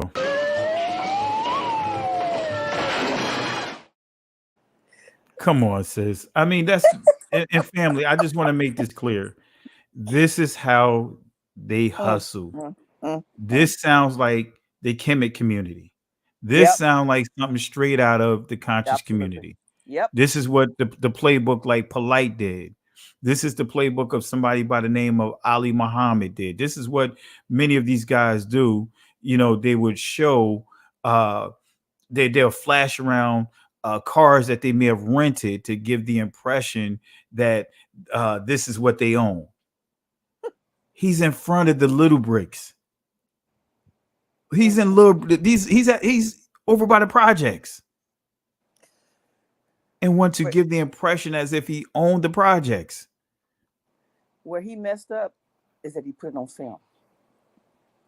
He should have never put this on film. Period. Says even if it wasn't on film, if I heard it, I'd be like, come on, man. It's like, come on, man. You standing in front of the little bricks. Everybody know the Jews own that. They own all of it. They own everything. Own all that. Every single thing. Even your own house you live in, you still paying a mortgage on. They own it because they own the mortgage that you pay. And even when you look it up, they were saying that up until when he got that 90,000 from the lady, that from his own member parishioner, that he was behind on his mortgage. His house is about to get foreclosed. Oh, so that's why he did this gimmick.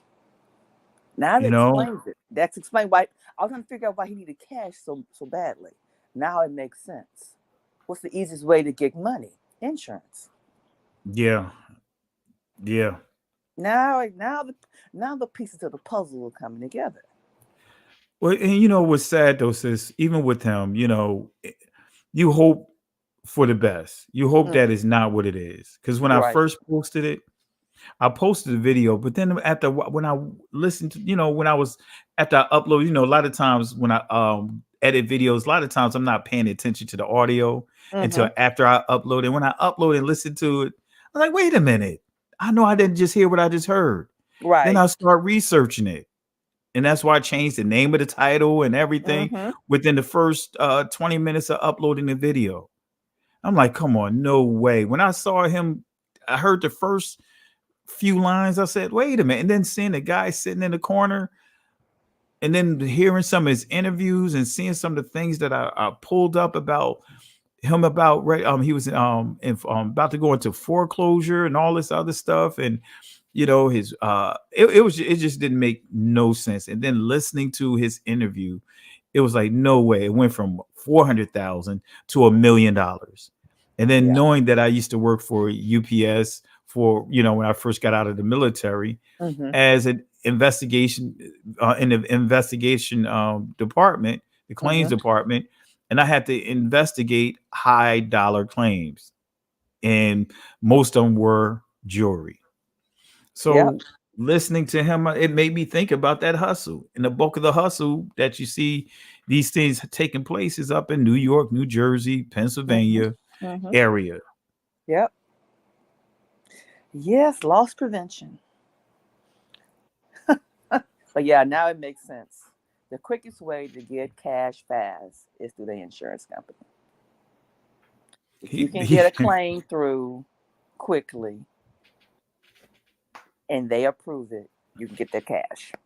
Man, he was better off just leaving the car unlocked. Yeah, exactly. In Newark, because where I'm from, Newark, stolen car capital of the world. Look, they, if you don't want your car anymore, for the most part, leave the car unlocked. Somebody gonna get it right. Right. He's better off just leaving the car unlocked. Anyway, the biggest hustle in Houston right now is catalytic converters. Yeah, that's not just there. I know, but it's a $1 billion business going on right now. Like they had on the news this morning about how much money is being made. They busted one warehouse where they had stacks upon stacks upon stacks upon stacks of them. My brother has been hit 3 times on his truck. Yeah, you right down there though. You close to the border. I know. People don't know a lot of stuff happened close to that border, man. Absolutely. Trucks go missing.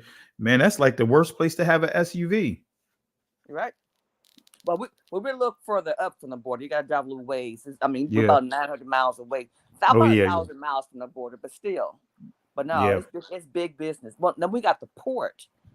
We got the biggest port in the nation that comes through here. So that's where it's going. Wow. Yeah. I tell you, family.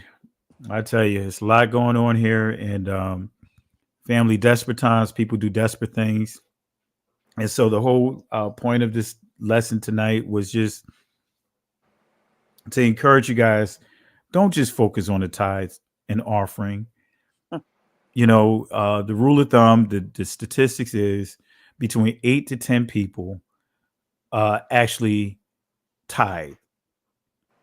The hustle is these network marketing schemes that's inside the church. All these different things they are selling inside the church, from the service itself. You send in the service, hey, I want to get a copy of that message. Oh, you got to pay $10. Yep. $10 to $20. Wait a minute. I'm a member of the $20. Yep. Somebody pointed up here, Uptown Saturday Night. Yeah, Shinobis. Yep. Yeah, I'm a geek, right? Shinobis. It was at Shinobis trying to get that lottery ticket back. Exactly. Bill Cosby, what's his name? Sidney Poitier. Shinobis. What's in there? Flip Wilson, Loose Lips. It was Red Fox. Red Fox. The loose set of lips. It was all A-list black actors in that movie. Bubbly. Yeah. Bill Cosby looking like the 70s version of James Harden. I don't think about Cotton come Harden. Yep.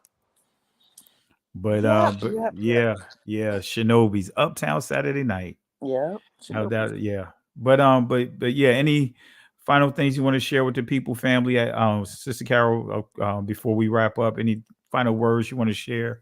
Because man, this has been a very exhausting day with the family, far as like I said, with our daughters, both of them transitioning over the next couple of days, going back to school. One getting ready to go to law school, while the other getting ready to go to college, and and go from there. So, but yeah, it's been a very exhausting day. Yeah, empty nester you are now, for real. Man, enjoying it. I know you better. Never in a million years would I have thought, coming from where I come from, that I'll be in this position that I am in. To actually, breaking strongholds. To have, be the first one. I was the first one in my family to graduate from high school. Go straight through high school without having to go and do the GED program. You know, first one to get a college scholarship. You know, Right. go off to college and all of that. Yep. Right. Uh, the only thing that I wasn't the first one to get my degree, but I was, you know, just made a lot of strides being the first one. You Correct. know, so to see my daughters accomplishing those things and being able to break some of the strongholds, the family generational curses within my family, you know. So I just thank the Most High, you know, for being in this position. So never thought I'd be in this position. Never, I mean, never in a million years. If you would have told me this, looking out of that project building window, where my goal was like, my dream was like, hey, I can't wait till I grow up so I can live in the project building that's right over there because they got grass in front of the building. So I would my goals didn't even exceed the projects where I was living at, or I didn't even picture having cars. You know, my dream was, hey, I want to get when I grow up, I'm gonna get me a bus card so I could go anywhere, catch the bus anywhere. Wow. You know, you see what I'm saying? That's Yeah. city Yeah. mindset. That's when you Yep. come up in a rough area where your goals is confined within those That projects, box. that city life. I That didn't one see box. beyond that. Yep. Never could see outside that box. When we were talking about the other, we was on. I think you was on live long ago. We were talking about some people. That was this morning during Shabbat. People have never seen the other side of their neighborhood, Yeah, much less yeah, outside much the city. They never been around the city. Just the little box that they live in. They never saw white people before. I never saw anybody but their own people in that one little box. yeah. You have some people that lived in the projects for 30 and 40 years, Mm-hmm. born in the projects, died in the projects, Yep. never been outside of the city, period. Never Nope. even been across Across the town. town. They don't know what it looks like over there. All the Yeah, people. yeah. So like I said, now one thing I will say, and I'm not going to just completely throw everything away from what the church has done for me, is you know, of course, I didn't know how poor we was until some of the church folks brought it to our attention. Mm-hmm. But there were some men that sowed into my life, poured into my life. You know, I Yes. remember when I was going off to represent the church in what is called the Bible Bowl, National Baptist Convention. Man, I showed up with plastic bags with my clothes in it. You know, getting ready to go on the airplane. And Mm-hmm. those men, those deacons, and one of them, what's his name? Deacon Whitehead, I believe that was his name. Uh-oh. He used to work. He was like the manager of a clothing store downtown, downtown on Market, Broader Market, and told them to bring me up in there. And I went up in there, and they got me suitcases, clothing, and everything, and put me on that plane to properly represent the, you know, the church, the convention that was part of National Baptist Convention and all that stuff. Mm-hmm. So I learned, you know, those things, man, that you just precious memories, precious things that really was like a paradigm shift in my life, to Mm-hmm. see that life was beyond the city. You know what I mean? I didn't Right. see that, you know, and I never forget that particular competition. I had to go to Cincinnati, Ohio, and I got to see life existed outside of Newark, New Jersey, Mm-hmm. and it expanded my horizon. So I went from wanting that, you know, living the project building across, or that bus card to take me anywhere in the city, to, wow, I want to go back out. I want to travel more. Mm-hmm. So I will say that, you know, that's what the church has done for me. You know, being you know, a kid growing up in the roughest area, one of the roughest areas in the country, and I just thank the Most High for that. So yeah, Yeah. That the Most High had his hand on you because he was preserving you and preparing you for a time of today. I see it all clearly just by what you just exposed to us. That was his training ground for you. You are the Moses for us. He had prepared Moses for what he had to take care of and do. Same with you. This was your preparation for a time for the day. And look at you now. That's a blessing. absolutely, That's a absolutely, blessing. Yeah, feel all of that. Feel it. You deserve that. I give all the praise and glory to him for you. Absolutely. absolutely. I see Absolutely. his hands upon you. Absolutely. Well, I Mm. definitely appreciate it, sis. That definitely appreciate it. And of course, when you growing up, and for me, for those that don't know, I grew up with my grandmother. My mother, Mm-hmm. my father. No, they weren't really there. And I'm Right. not trying to throw them up under the bus because I honor them. But my Mm-hmm. grandmother raised her kids, Right. right? And it Right. was we were loaded up in a small little 2-bedroom apartment. Mm-hmm. And but she taught us to make the best out of everything. So I just thank the Most High, just Absolutely. to see the next generation, and to see that that in our family tree, at least in this particular branch, they'll see a shift in our Mm-hmm. family history. Absolutely. So, but yeah. Any final words you want to share with the people? I know I said this before. Anyone or any groups you want to add to this bucket list? Throw the garbage can at as we get ready to wrap it up. Man, I think we did enough throwing in the trash can already tonight. This whole entire plot that this man created. And by accident, you said Whitehead. This guy's name is Whitehead too. When Yeah. you said Whitehead, I'm like, oh, that's a coincidence. But yeah, this all him and this whole Ponzi scheme, insurance scam thing. Just put it all in the trash can and set it on fire. All right. Here's the trash can.